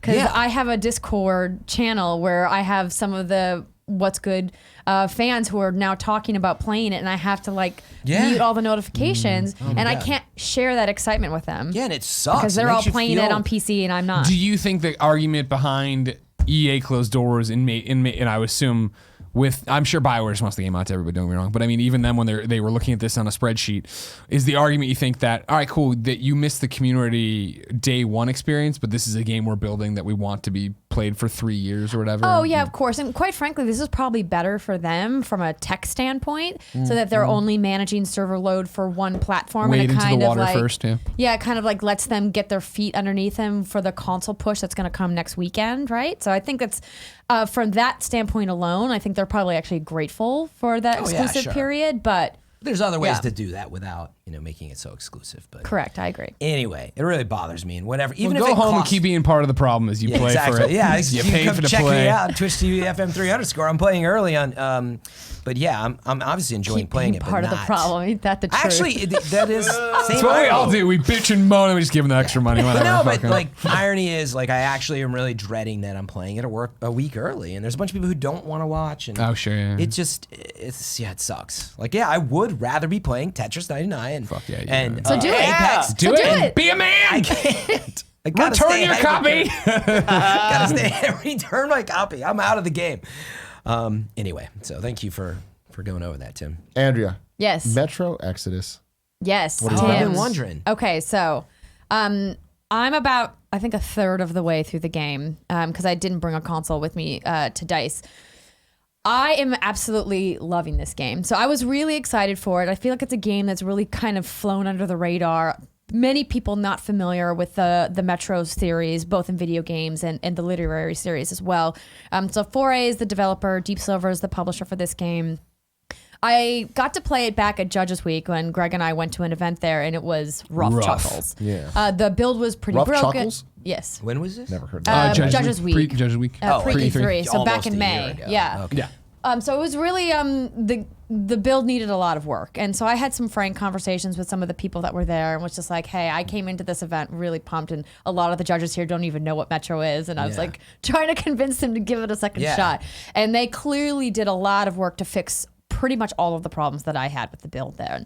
So for people who aren't familiar with the Metro series, it is survival, suspense, first-person shooter with a lot of really great narrative elements that give you some moral choices within the game. It's not as extensive as something you would find in a BioWare game, but there are some choices that have, and you can lose your comrades along the way. So you play Artyom, who is the lead protagonist for the whole series, and you are finally exiting the metro after being underground for several years, 20 years, I think. That's why it's called Exodus. Because you need to go out and see like what's left of humanity on the surface, because you've been down in the metro to protect yourself from not only the nuclear fallout but also the ongoing war, the whole reason that there was fallout in the first place, and then of course all these mutant creatures and these other paranormal creatures that are in the world because of the radiation. And it had some really great set pieces, both narratively and gameplay wise. So the franchise previously was pretty linear. You would have a few really small like exploration sections, but now they've expanded that like tenfold. The areas that you get to explore now are massive, and there's a lot of reasons that you want to go and explore them. It's not as in depth of an exploration as like a Breath of the Wild. I want to be clear about what the kind of open world exploration it is, but you will be rewarded for seeing something in the distance, like a building, and being like, oh, I wonder what's in there. Spoilers, there's enemies in there that you have to kill, and then you get a piece of gear. But You got to play it early. You ruined it. what I love about what they've done with it is that the game looks beautiful. The graphics look great. It still has that really kind of like gritty feel that the franchise is Their known visuals for. outstanding. Like just some of the underground sections where you have to use the flashlight on your helmet and the way that they've done the shadows and the lights, and then bringing out your lighter and burning away the cobwebs in these underground tunnel sections. It's that part of Metro is still very much there. So for people who are maybe worried that Metro lost That's the suspense a little bit of its part. identity, that's not the case. It's absolutely there, and they've just added things to maybe entice people who have never played before. And so I was selling this to Britt because she's such a survival horror fan, and she had never played Metro. I said, well, it's a little bit more action focused than your traditional survival horror, but they've really incorporated a lot of really great elements to kind of scratch that itch for people who want that really tough gameplay experience. So I started my playthrough on normal because I wanted to see what the mainline experience was like. And then once I got to spring, because the game is kind of sectioned off into seasons as you go through the story, which is, I think, just the second season. So maybe I'm a little bit earlier than I thought. I dropped it back down to easy because I was just like, okay, I played the hard way for me. And there's also two more difficult difficulty levels above normal. I can't remember what the names of them are, but what I love about the survival elements is that you really have to think about your strategy when going into combat encounters, because even though they've upgraded the crafting abilities, say you have a backpack now that you can do some light crafting on the fly, but you can only craft one kind of ammo and you get to carry 3 kinds of guns. So you have to be really careful about where you're using ammo for those other ones, because are you going to be able to pick it up somewhere in the world? Maybe not, maybe, because you can only craft it at like the home base. And so I thought that was a really interesting way to kind of give people an opportunity to make combat a little easier, but also make you have to make real choices. And also the mask mechanic is back. So obviously nuclear fallout, there are sections where there's radiation. You have to put your mask on. You have to be changing your filters on your mask. You have a countdown timer on your watch. And so if you're down exploring an area that has a lot of radiation, you have to be really mindful of not wasting too much time just kind of dicking around looking at stuff, right? Because you have to manage the filters in your mask. And They sent us a mask and said, don't put it on. Kevin read that after he put it on. oh, wait, it says don't put it on? Yeah. It's for display only. It was So we an did old get that radioactive package. mask. Yeah, we got it. And it has this weird voice modifier thing. And like, Wait, it why made- would you put it on? Why would you not put it on? Yeah. I don't know if it was an intended thing, but like when Kevin was talking, it sounded insane. Do we still have it, Barrett? I you don't should know put where it it on is, it. but I think it's Thrown around. away in this office. I'm sure it's still around. Anyway. Bonum's wearing it in the back. Weird Oh ass God. thing. So the gameplay feels good. The guns feel really good. They've added like a variety of enemy types, so it doesn't feel like super samey when you're having these encounters. There's a day and a night cycle, so certain kinds of enemies are stronger during the day, certain enemies are stronger at night. So you really have to be strategic about which bases you're going to attack when. And it's just... Sounds like I dig it. Yeah, like the way that they've done the sound design in particular. So I finally downloaded the Dolby Atmos app Hell yeah, you for did. Xbox One, and Those headphones, wow, man. it really changed the experience. And so Metro Exodus on Xbox One X has a special Dolby Atmos setting in the sound options. And so I put my headphones on, and it is terrifying to go out at night in the world of Metro and listen to all of the monsters and all the different sounds that are around. Because there's this one enemy type, the Watchmen, I think they're called, or the Watchers, that travel in packs. And so if you see one and you can like quickly and silently kill it, you can be okay.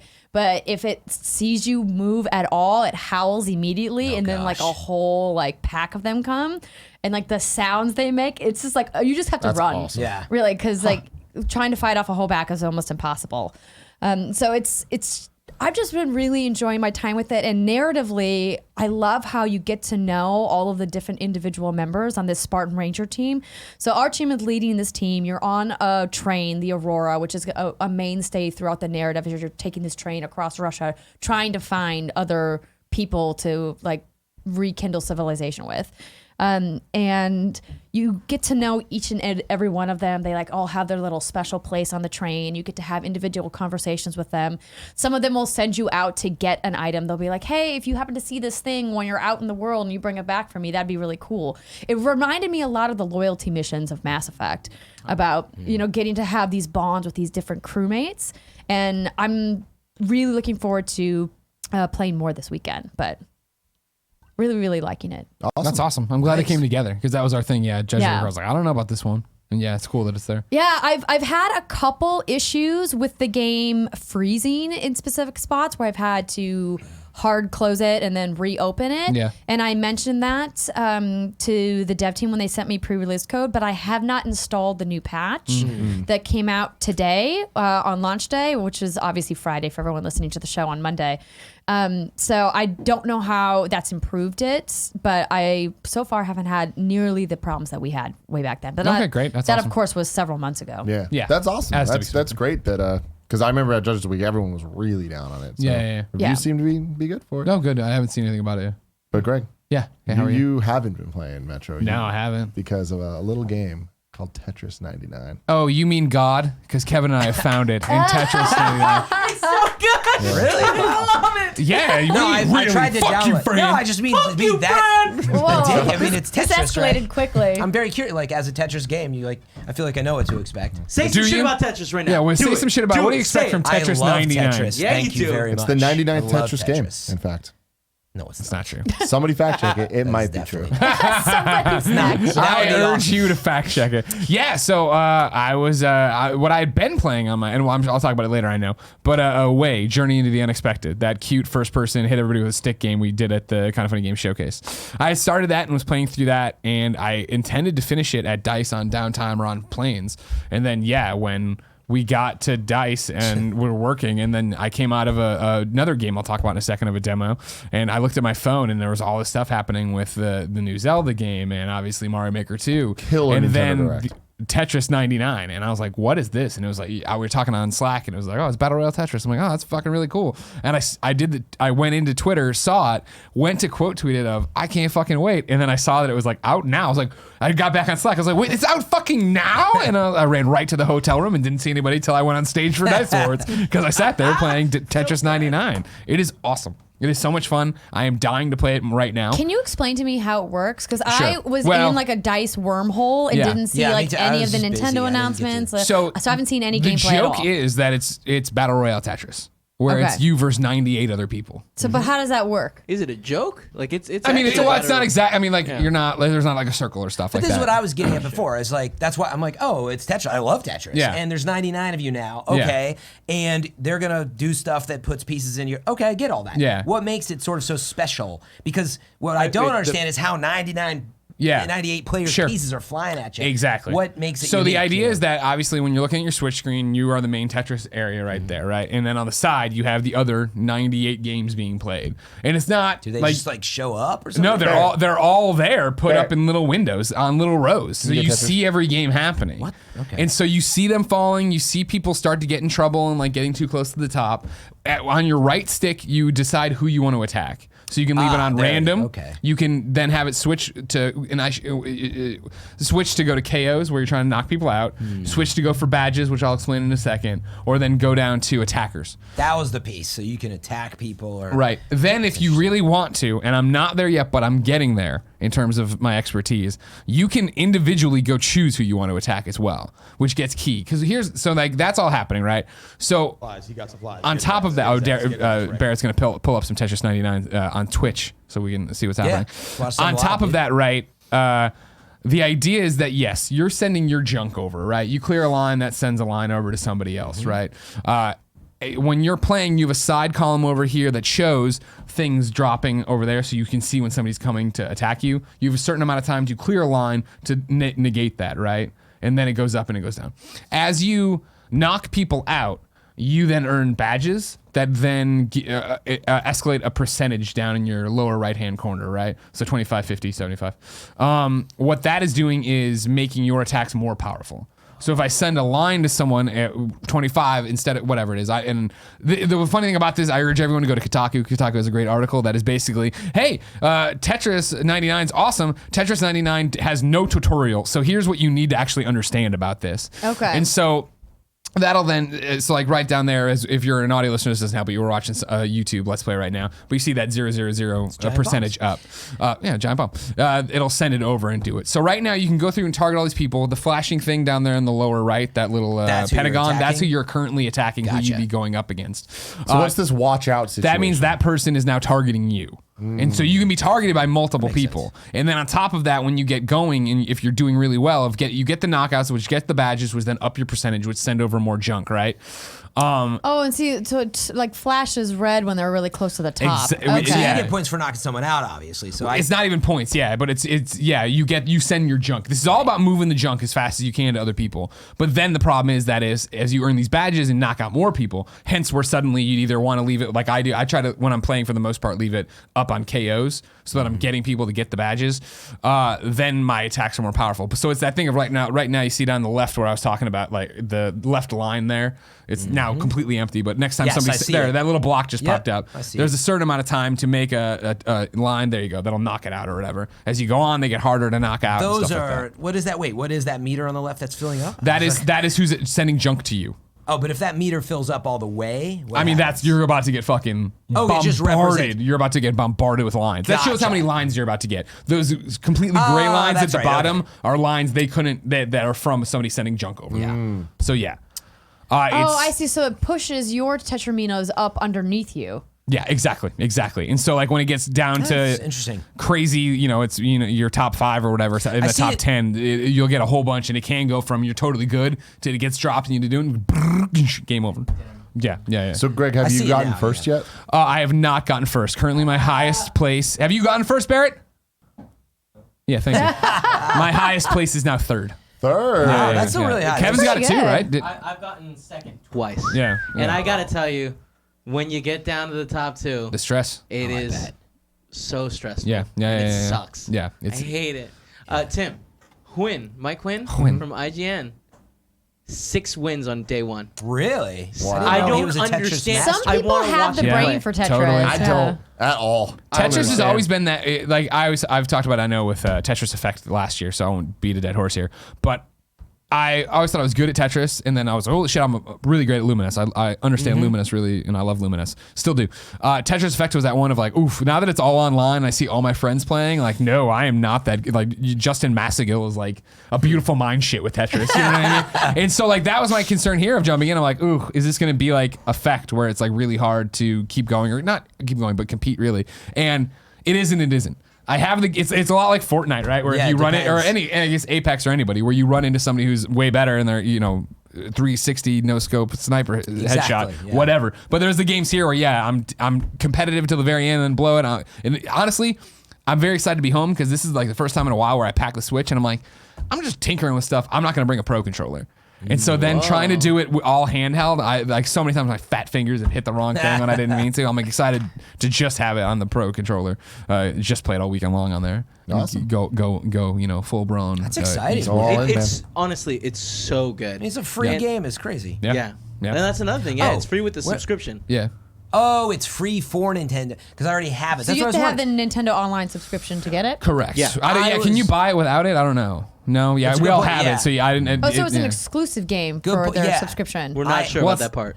When you go to the eShop, it's there and it says free if you Yeah, have it. see, It's I have not the in. subscription. It's not in the Nintendo Online, where the NES games are. That's where I went to look for it. Wait, do you Originally, I have was the like, oh, it's subscription? not there, and so I bounced out. He's making a call back to the earlier show, and so I went back to the store and it was there. It just said free. So I was like, oh, I think it might be there, maybe to be bought if you don't have it, but I don't know. I'm not sure. Bear, can so you it's fact check not- around on that? I'm looking. Free. It just says free download. Okay, then it's actually just a way to. It's just a game and a bonus for that. But you have to have Nintendo Online, right? Sure. We believe. Yeah. But, yeah The it's funny free to 'cause we all download do, online so- software is available as a special offer for Nintendo Switch Online members. That's all Okay. it says. So it's not It's totally quite worth free it. to play. So it's a subscription game. uh-huh. Well, It's kinda doesn't like don't the Battle Apex. Royale games require you to have Online. Xbox Live Gold or PlayStation No, Plus? I mean not on obviously on PC and mobile phone and That's true. But- That's a good point. meaning the online services. I get what you're getting at, but no, those are truly free to play. This one is Nintendo a what, $20 subscription. a year? $20 Right? a No, year. I'm not saying it's Could a be lot. less By if the way. you Just get a meaning family it's plan. not yet. Yeah. It's not a free game. I forget You it- can't, you can't download it on PC or anything. Then right? Is Fortnite? Do you need PSN or PlayStation Plus in Xbox Live Gold? Because they make exceptions for I certain think stuff. you don't for Battle Royale, but you do for Save the World. But I would need to oh, fact well, check you'd that have to- too. that You'd have sounds to right. go to the store still to download it, and I don't think you can access the store without going. Yeah, you can. You can buy you games can. digitally if you're not. Yeah. You have to have a PlayStation ID, but you don't have to have PlayStation Yeah. Plus.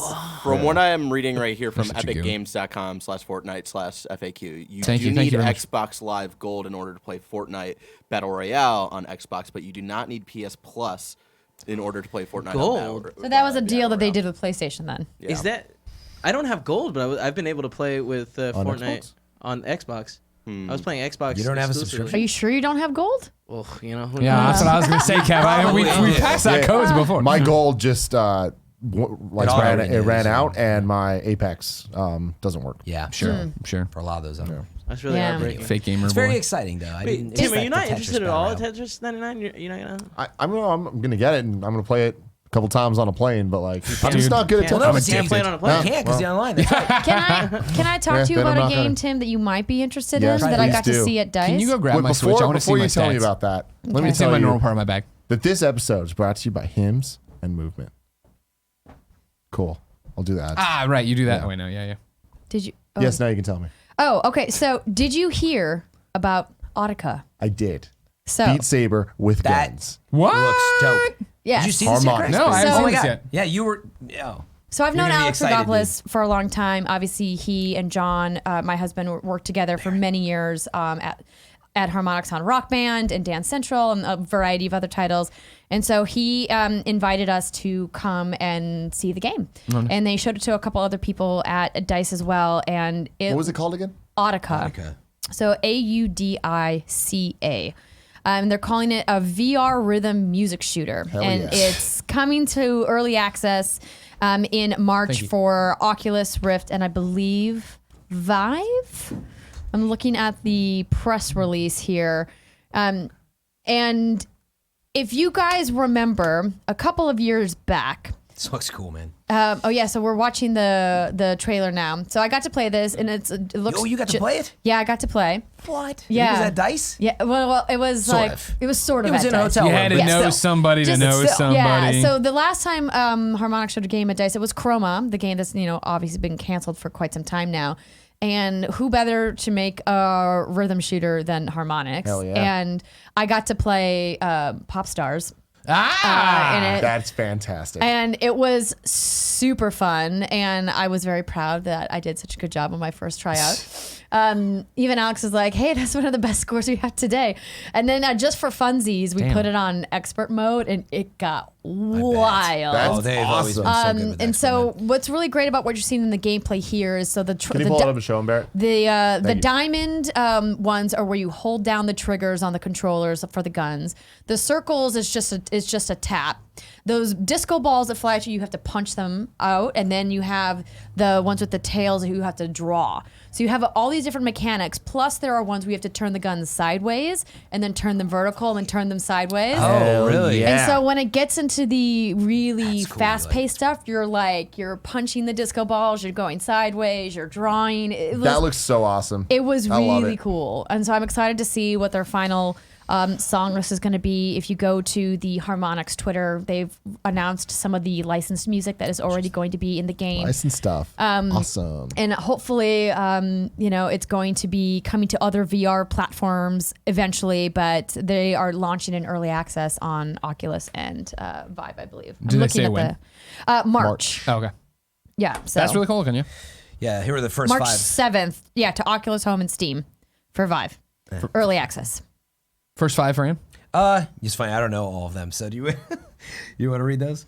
You got 1788 Ellen Blanky doing Destiny, my favorite song. Alice in Wonderland doing I Want You. Donna Summer doing I Feel Love, the Afrojack remix. James Egbert, The Space. Savant Splinter. I'll tell you, I don't know any of those. I don't know. But I know Pop Stars. But they linked to the playlist on Spotify. To be which fair, is cool. I don't know if Pop Stars was just in the demo for the sake of the demo or if it's Yeah. going to make the final track I list. just love they did I that. hope it does. If it's Yeah. coming to Steam and Vive, I don't know why it wouldn't. But Exciting. That's great. Next up, let's talk a little bit about Division 2. Oh yeah. You've been Agent. doing the private beta. Yeah, I got to play the private beta. That's right. I don't know how much you guys got to play at the event of maybe whatever was the final game versus the private beta. In the private beta, they let you play up to about level 7. But then you could play end game and choose any of the specialists. That's what we did. Same Yeah. type. Okay, so you basically we played that. that was the content we played at the preview event that Greg and I were at together. Yeah. Gotcha. Yeah, and I don't know that we've really had a chance to talk about it in detail. Just like the world is really cool. It is such a different type of game, though. So many people keep asking me the same thing, like, well, I don't know how to play Destiny or that. I'm like, honestly, they're so different. It's a duck and cover shooter. It's more statistical. There's tons of numbers. There's tons of stuff to craft and get into. But it's just such a gritty, real world, despite the fact that they are still very much bullet sponges. I think the feel is good. They always though. do that thing, right, where they're mashing it up, where it is an RPG. It is an RPG. Yeah, right. So you're Of doing all course it sorts of takes damage. forever, 'cause Yeah, you have to strategize, and there's a dude running around, and it's going to take you 5 minutes to take them down on hard mode, which I was doing, by the way. It took me 90 minutes to do the end game mission for the first time, but still, I was playing with a pretty good group, and I was like, oh my god, this is rough, but it was fun. So anyway, I'm totally digging it. I can't fucking wait. It is the thing that I just keep telling people. I'm like, if you like The Division and played, hopefully, after they did the updates, I really think you're going to like this one based on what I've seen. It's a little early, but it's very different, and I just don't feel like you should compare them really to Destiny and Anthem. And so I'm excited. Yeah, still. they're apples and oranges for sure. So much duck and cover shooting.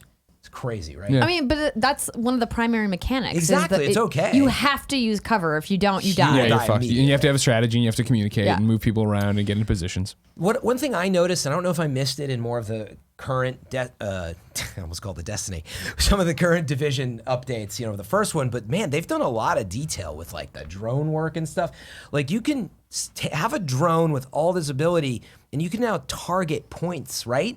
On enemies, I think you can target That individual is points. that's an upgradable thing within the drone. Right. Yeah. But I don't think you could use to do it. So there's some I don't think you could do that ton in of Division depth. 2. And again, if you Division weren't 1. keeping track, there weren't specialists in the last one. These are class types that you can unlock and earn in the end game, right? Yeah, so you have the Right. the demolitionist, the survivalist, and Like a sniper, a grenade launcher, and a crossbow. That's the what I crossbow remember. is the survivalist, the grenade launcher is the demolitionist, and it's the sniper Specialist that I'm missing I the think name specialist is right. on. I think specialist is the name for all three of them. Oh, though. yeah. You're you're a right. specialist, and then you pick one. Well, right? I think anyway, I have the these in my sniper notes.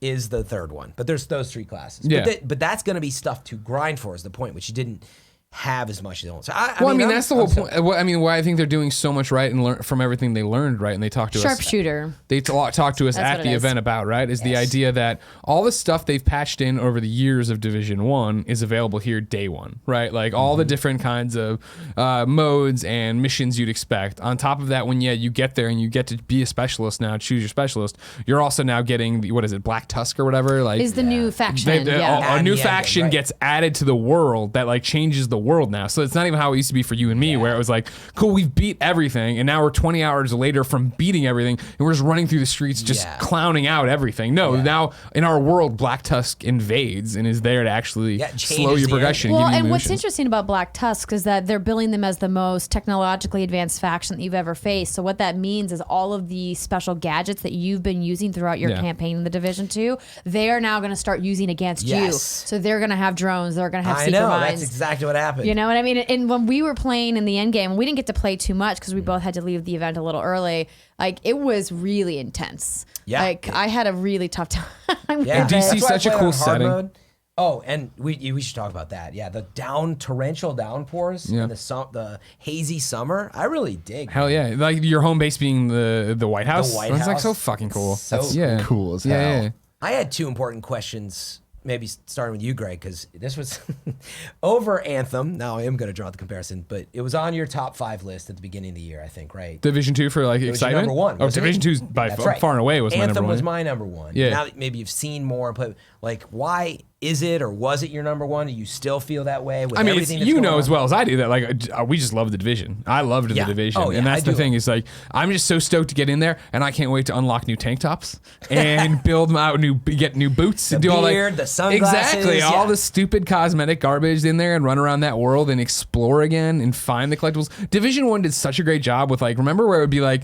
All right, the thing I loved about Division 1, and I'm talking bare bones vanilla Division 1 before they added everything in, it was that idea of like, you know how much downtime there is in a multiplayer game like this. So it is like you and me are doing something, but then Ty wants to join, but Ty's looking for a mic, but he's in the group. So we're just sitting around and it was like, cool, I'm going to run over there. And I'd run over there and start doing those audio diaries. And like, you know, remember how they'd like, they'd piece you together. The cell phones? Those are Yeah, and it back, would get you like these awesome little stories and things. You're freaking platinums. And you're right. Fuck yeah, platinum. I'd be like, Greg, where are you? Don't worry about it. I'm just grabbing them. I'm like, Let's grab some tropes. Yeah.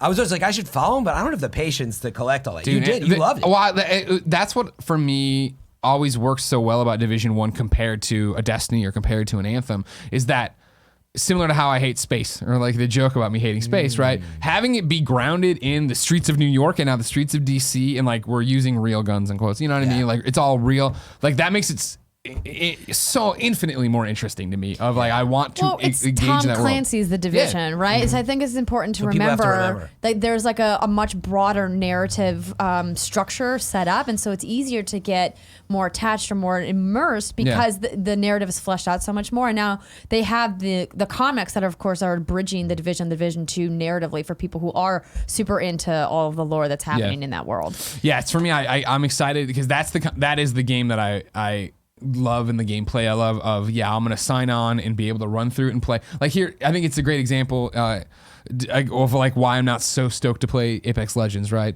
the gameplay is amazing and it's awesome stuff, but I just hate talking to people sometimes. You know what I mean? Oh, it's like you when do need to strategize. When I jumped on that first time and it was like, I'm like, all right, trios, fuck, okay, Ping system, baby. random people, all right, whatever, this is fine. Division, I love the idea, and I loved in Division 1. I think I'm gonna love Division 2 of like, cool, I'm booting up and I'm jumping in and I'm playing shit and this. Oh, France signed on. You want to do some? Let's run some shit for a while. Great, you're bouncing. I'm gonna stay. Let a best friend in. Do this kind of thing. Like one of the things that I hope that they find a way to address though is how to do enemy scaling when you want to play with friends that are significantly higher level than you. Because I remember when Kevin and I tried to play. I had been playing for a while and he was on his character which was lower level than me, and so when I went in there it scaled the enemies up to a point where he couldn't even get shots off. If he ever came out of cover he would just die instantly, so it was really tough for us to play together. I actually had to leave his game so that he So he could go Division 1. Division 1. I think they did fix it. So when I was playing, so I mean, I'm not sure, and because we haven't had enough time with it in the beta, because I had this very conversation where some people were taking me into slightly later, towards level 7, but I was only level whatever, you know. I was like, well, wait, then where does that put me? And I thought they had confirmation of this, but it was something like they were going to level 7, I was like 4, but supposedly it brings you up to 6 actually, so it puts you pretty much right there. Gives you that buff. Based on the highest player in the group. So I don't know how that works. Like if you're a level, 10 playing with a level 30, but I think it brings you up to 29 for that game. It brings everybody that up, session. I believe. And also with the Dark Zone too, that's the big thing. It's all neutral, right? It's based on what guns you have, but you're all the same level. So I think they may have fixed it. Interesting. But that's what I had Because understood. it's like, how does that affect gear drops? And It did feel that way, by the way. I can say I don't have confirmation that's how it worked. Yeah. They said it, and when I played, I said, oh, yeah, it feels like I'm not getting stomped on. I'm definitely like a little under-geared, but I didn't feel underpowered. Yeah. Another question I did want to ask, though, in contrast to this. So, Greg, I think you hit the nail on the head about what does make the Division so special, but also what I think makes my next question so special. What makes the Division 2 so special is that it is gritty. It's real. You want to rock your real beard and maybe make it like you or whatever. You want to be a fictional person, but sort of You in know our I play world. as Kara. Oh, yeah, exactly. She- Oh, wait. You remember? She was That's right. You Kara do with play the as big Kara. sunglasses. Get out of here. Who played with the beard and glasses? I played with somebody Probably else. that every looked- other dude. You know what's funny? I think I played with one of the best friends that was like looked like you. Oh, They that's made you. it's really hard to find a white guy with black rim glasses and a beard Exactly. talking about video games. That's probably Scott Lowe. Probably that 100%. It was probably Scott It was Lowe. just Scott Lowe. But anyway, it honestly it does make it cool and being in DC, which I've never been. And I was like, damn, really? I kind of felt like I needed to go. It's amazing. I know, I'm a commie. So my question though is, I got a lot of people that come in and they kind of played the first one and they just keep saying, they're like, I don't know, it looks the same, man. So what do you say to that? It's a fair comparison. It's not new While enough. there's not snow and it's not iconic New York, I mean, it's very much the same structured grids of a city where you're walking around going block to block. Yeah. And so in that sense, it does feel a little samey, but the environments are different, right? There's not snow on the ground anymore. You're going to have more green. The environments of DC are inherently different than New York City. So while it's still an urban city center, there's a lot more to look at. It seemed to me too, and you can correct me if I'm wrong, because I got in, I missed the intro, and then just joined up on your team. There's more verticality to it than before. Like, I mean, you went up a couple stories into townhomes or whatever. I remember in this one, but like there was that one thing before we got to the White House, or I think maybe after you guys did, but that like one base where it was like a bunch of scaffoldings that we went all the way up, and there was shit happening on every floor. Oh and yeah, one of the faction like strongholds. Yeah, it was really weird to be in like Skyscraper Central and not be able to go as vertical as we Yeah. could. So they clearly like fleshed that out a little bit more. I don't know like the specifics about map size. I'm sure Julian and the team have talked Oh, I'm about sure that they to have too. somebody in an interview Yeah, somewhere on the internet. But I mean, more importantly, But- I think when people say that, and even me playing it, it's like, well, yeah, but it's more of that refined, which is what Exactly. I want. You Whereas said it earlier. When I sat down, like I said, I was running late because of Games Daily, and I got there and I'd missed the intro part, and I just got a controller like right after they finished it, and so I jumped in and immediately knew what I was doing, was vaulting over stuff, running into cover, like reloading my weapons, went in and chose, like it all felt like home. It felt like coming home. Yeah, and that's the thing. It doesn't feel super different, but that's the thing. It's not trying to.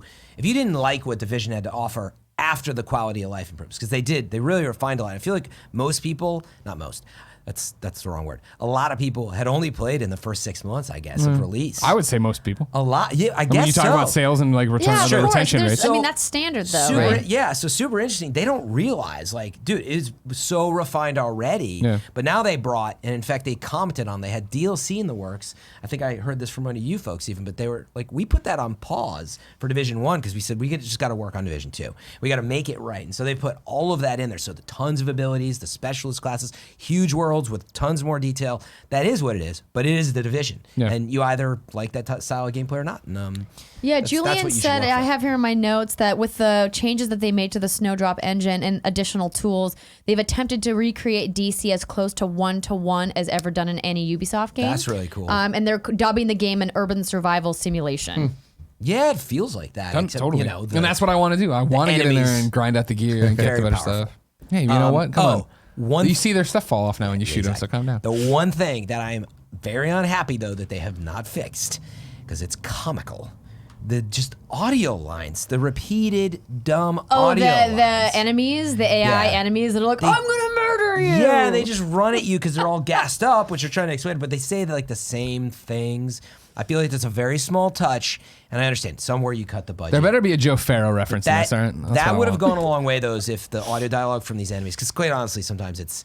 It's silly because all like Takes you out of it. B-movie, That sucks. Yeah. I actually want to do a Donald Duck. supercut at one point of some of these lines because they're funny. Yeah. Yeah, it's not that. Get down.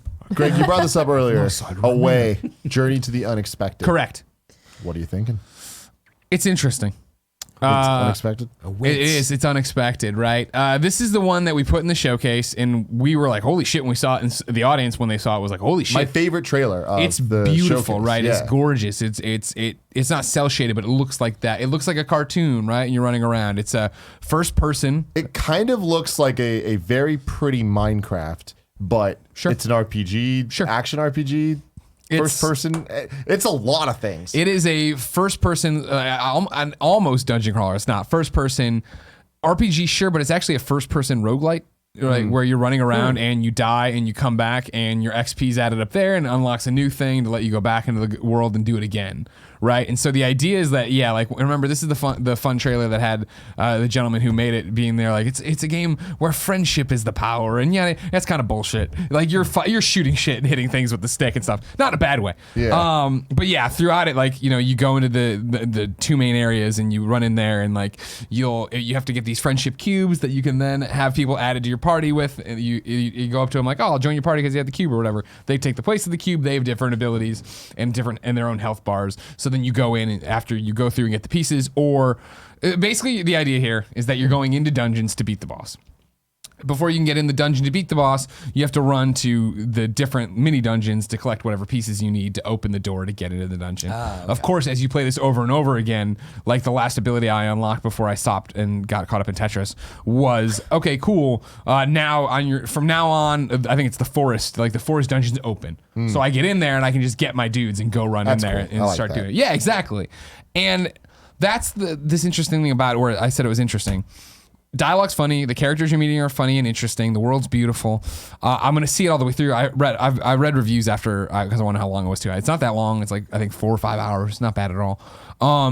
The thing is, and one of the reviews put it really poignantly, right? Of like it's a game about whacking things with a stick, but the whacking isn't that fun. Like the combat isn't like great. You know what I mean? Like things come at you and like there's that thing of like we're trying to figure out the hitbox and like, oh, okay, now I know when to hit and I'm just spamming and hitting it. So like I want to see it through and beat all the stuff, but like I don't enjoy the combat of it. So it's not like it's high. It's not like it's a priority for me to run through and do. Is the hit detection just off, or is it actually the depth of what you can do in the combat? It's more the hit. Well, it's not the hit detection's off. It's probably depth, I guess. Yeah, because it's like you're trying to. It's just about like figuring out, especially with the basic stick weapon of like, oh, I should swing a little bit earlier than I think, or do this, and just little things like that. Yeah. But again, it's just like. The combat's not engaging. I'm not having a great time with the combat as much as I am like running around the world and just shooting the shit with people and seeing what the next, when I get the XP meter filled in, what's the next bonus going to give me to go in there and do it. So it's something that I'm playing and I'm enjoying enough, but I'm definitely not like, holy shit, this lived up to the expectations we had from the trailer. It's available on like every console ever. Sure. I feel like last week on Games Daily, I think I talked about it every single day coming out on a different, nice. Yeah, exactly. And then But still charming. Finally for today, Falcon Age. Yeah. Another game from the showcase. The Kind of Funny Games showcase. Yeah, you've probably seen Falcon Age gifs at least going around of the bird on the arm, right, that you can pet and bob the head and do all this stuff. Again, always worth pointing out, Jen's working brand management, or Papa Agenda, Jen's company's working brand management on this game. So you can take it with a grain of salt. Disclosure. No problem. I can tell you the same thing I told Eka, the guy who makes the game, right, at the end of it. I was like, man, this is cool. I've never really loved one of Jen's games. Like that she's been a part of. And that's not putting down the Messenger. For the Messenger. It's not putting down any of the games she does, but like they're just not Greg games, if that makes sense. The Messenger is like, oh cool, just not for me. Whereas this is like, oh, a cool game that can be played in PlayStation VR or played without PlayStation VR, played it both ways. Really beautiful landscapes. Interesting dialogue choices. Like I didn't, when you see the game in general from what we've seen of it, you're like, all right, cool. So I have a bird. Am I the bird? What are you doing? You're very much a person, right? And the idea is that the bird is your main tool / weapon in how you're getting through all these different things. And so I picked my demo picked up after the intro where I'm united with the bird, and then I was talking to my auntie back at camp, and she's from the Falcon Bearers or whatever, and she's like, you kind of got a shortcut here. I don't know how you feel about it. And there's all these different dialogue choices you can spin around and do to get different reactions. You'll name Tobias. it. I think it's making serious. Tobias is what you're gonna call your bird. Okay, cool. Tobias Funke. Yeah, exactly. Blue. Just paint it. You put different hats in the bird. Different hats give it different abilities. It'll make it small. It can be the baby bird. It can be the big bird. But the big bird. Yeah, I played in VR for the majority of the demo. And like one of the things you get is this like electric whip. So you can use it to like attach to stuff and yank down things. I was using teleportation control, but it has the entire like movement, however you want to do it. And it was interesting not knowing exactly what this game was based on trailers, other than is it like a Zen experience where I'm sending the bird around kind of thing? It's the trailers that I remember seeing. Like it did seem a bit more of like an experience. Game. Yeah, less of a game, more of an experience. It's a game in terms of like cool. Like you open your inventory and then there's like health things to feed the bird. You're going through and it's basically how like robots have taken over the world and you have to try to fight back and get them. So like I went to the first encampment where a dude was waiting and it was like, all right, cool, you've got to go in there and liberate this and take it back over for the resistance. But there's sentry robots in there that you need to shut down these things. But if the bird flies, it's gonna get shot with these needles and it'll have the needles stuck in it, and then you can bring it back to you, but then you got to pluck out the individual needles and feed it health. So it's like a strategy deal of how do I get in there, take out the robots that are attacking me, take out the things before I can take out the big robot at the top. And so it was good and interesting, and I felt when I had my aha moment of how to get around and do it, it was cool. What I found really crazy, because I've thought of it so much as a PlayStation VR game, when it was, all right, try it non-VR and popped it off and put it in, it was like, whoa, this game looks so much better as a non-VR game. Not that it looked bad as VR, but suddenly just how much sharper, it was, the detail of it. Even I thought the controls felt better in non-VR. Not to put it down. Like the small lag changes. Yeah, so it definitely jumped up my list. I was like, holy shit, I can't wait to play this. What platform? What do you know when it's coming? They say very soon, so I don't know when, but like I think very soon, sometime before summer. Wait, what is it? Falcon what? Falcon Age. Falcon Age. Yeah, AG. Like Just Dragon PS4 Age, but and Falcon PSVR. Age. Yeah. Exactly. But no, can't totally envision cool, it. I'll beautiful. check it Everybody out. should check it out, because it's cool, and I'm excited to go in there and do it. Nice. Cool. Well, ladies and gentlemen, this has been the Kind of Funny Gamescast. Stay tuned for the post show, Patreon Silver members. Until next week, I love you. Can you pull up that chittity chat? Yeah. Chat, Courtney? Thank you very much. Been doing a bunch of calculations for time codes. Oh, yeah. So I'm the quite good at fun math. calculations. Fun math there. Yeah. I saw you Batman. pull up the Oh, Ding yeah. Dong XL trailer. I saw that too. I was like, why? Fuck. What were you supposed to do? Cut it in. Leave this into the show. Leave this in. Leave this we didn't in do it yet. the We're going to show. post show. Let's watch this Ding Dong XL trailer. There's a new update. I didn't realize it was 48 seconds. You can run it the whole way back if you don't mind. All right. So there's a new update out for Ding Dong XL. You might know Ding Dong XL, of course, from the Jared Petty days. They were many moons ago. In this awesome iOS/Steam game you can get. Android too. Hit it, Barrett. It was Are you 99 cents. you remember this one? Yeah, I've played some. Andrea, have you followed the Ding Dong XL craze? Literally have no idea what this is. This is Okay. this is a you simple missed out. game She was in by Australia. Adam Nickerson. Okay. You send this thing back and forth. You try not to die. It's Frog or whatever, but they've put out an update now with dual balls, right?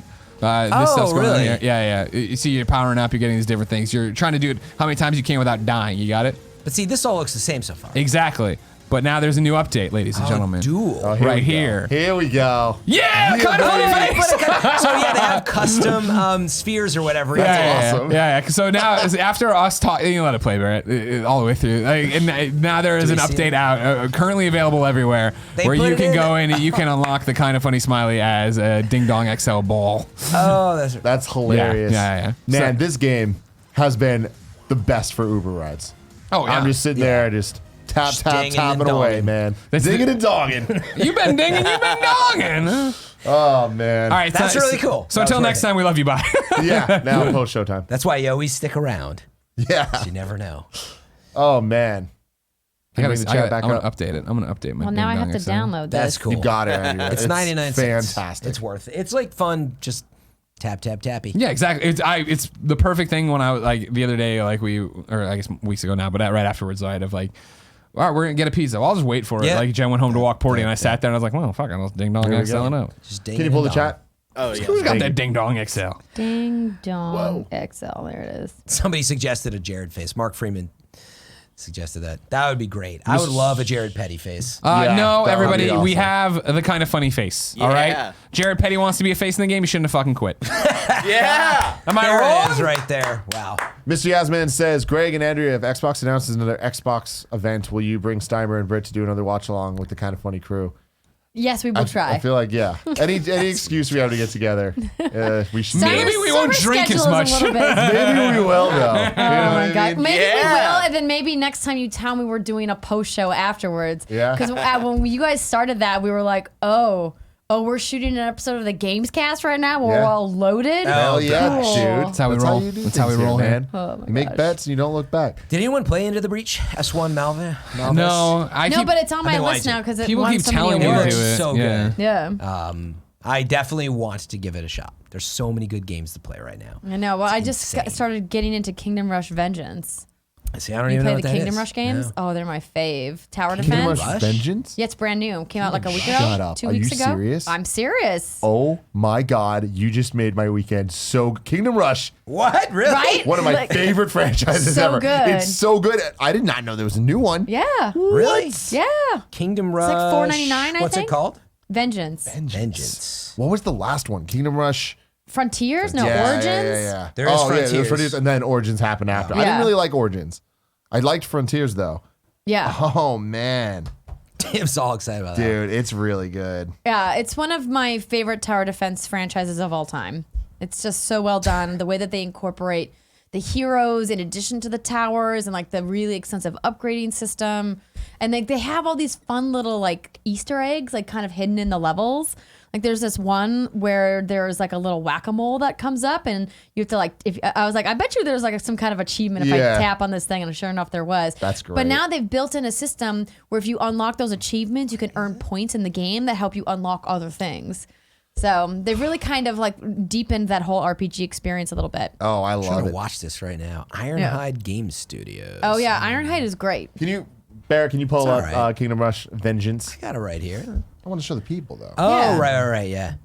By the way, Matthew Graham Stanley was saying, I love that Frantham has become like a staple. Frantham. This is the They're Frantham. like, Throw all it's your like, friends up. Fran, go home. You got Frantham to do. You better I love.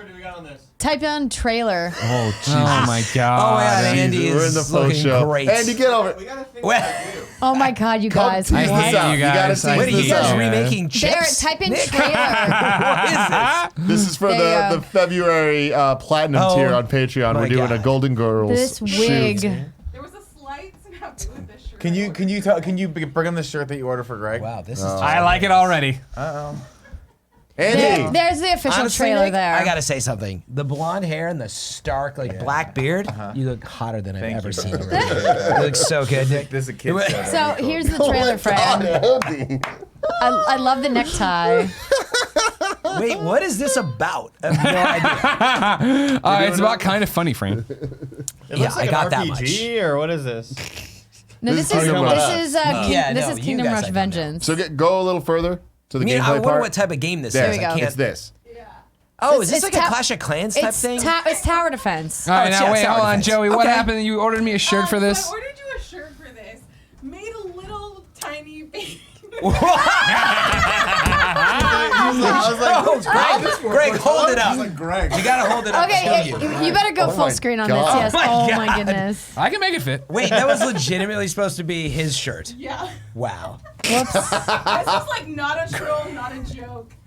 I don't. Oh, It's I on love brand. it. It's on brand I for Greg Miller to have a love little it. tiny Shirt, one. though, yeah. It is. It's lovely.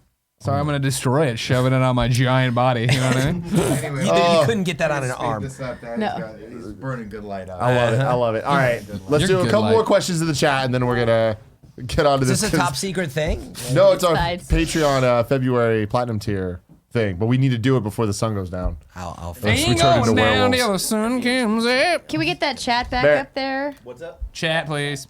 Sorry. I'm tweeting out Kingdom a Rush, that's better cool. trailer for Ding Dong XL with us in it. Ding dong. Nick looks like a blonde. Mr. Dr. Yasmin, no, Brown. I haven't seen the short film yet, but I saw the teaser, but I'm planning to watch it today. Did you watch it? The Neil Blomkamp? No, anthem I've been. thing? I was so like busy and tired. I'm like, I need to be probably when I go home and lay in my bed for Yeah. a short nap. I'm gonna be like, We talked Exactly. about It's it. We talked about it on the Kind of Funny screencast today. I just skimmed through it. It looks amazing. Okay, I can't Like it wait to has see the visual style of dude, Blomkamp. Blomkamp's style is so cool. So good, and it makes Anthem look freaking Oh, rad. I can't wait to see it. Did he do a Destiny Dude, the ad different as well? guns He feel did, like didn't he? Mark Rubin says Greg will make it fit. Just look at the London panel. It is true. Exactly. Greg can somehow get into shirts that'll just blow your mind. Get them on a green screen for a Photoshop challenge. Yeah, God. that would be pretty good. Nick and Andy are scaring me because they look like my aunts, says Yasmin. Juan had asked about if the guns feel different in Anthem because we're ready to fight. Yes, there's SMG pistols, basically. There's slow, heavy-hitting sniper pistols. There's charged snipers. There's charged shotguns. That feels different. Remains to be seen if the high-level named guns feel special, like in Destiny. You're like, do you like a rental? Do you like your IS Luna or whatever?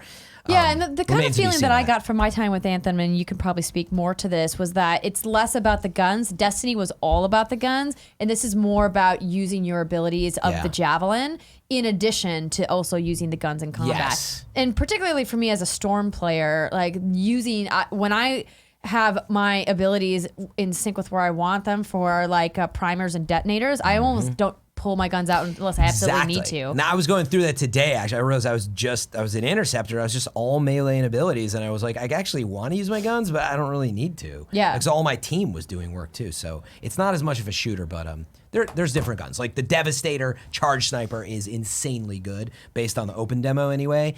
So look for the Devastator. It's like so much DPS. Yeah. All right. Well, we're gonna wrap this one up. Thank you all for joining us. We will see you tomorrow. Kind of Funny Games Daily. Nope. Tomorrow's Saturday. You get to go home finally. I also thought tomorrow was Monday for the longest time, Tim. I really did. Oh, I'm pretty stoked about this. And Monday's a holiday, but we'll be here anyway. Just Frantham. All right. Love you guys. Bye. Bye. Bye. Thanks, everyone.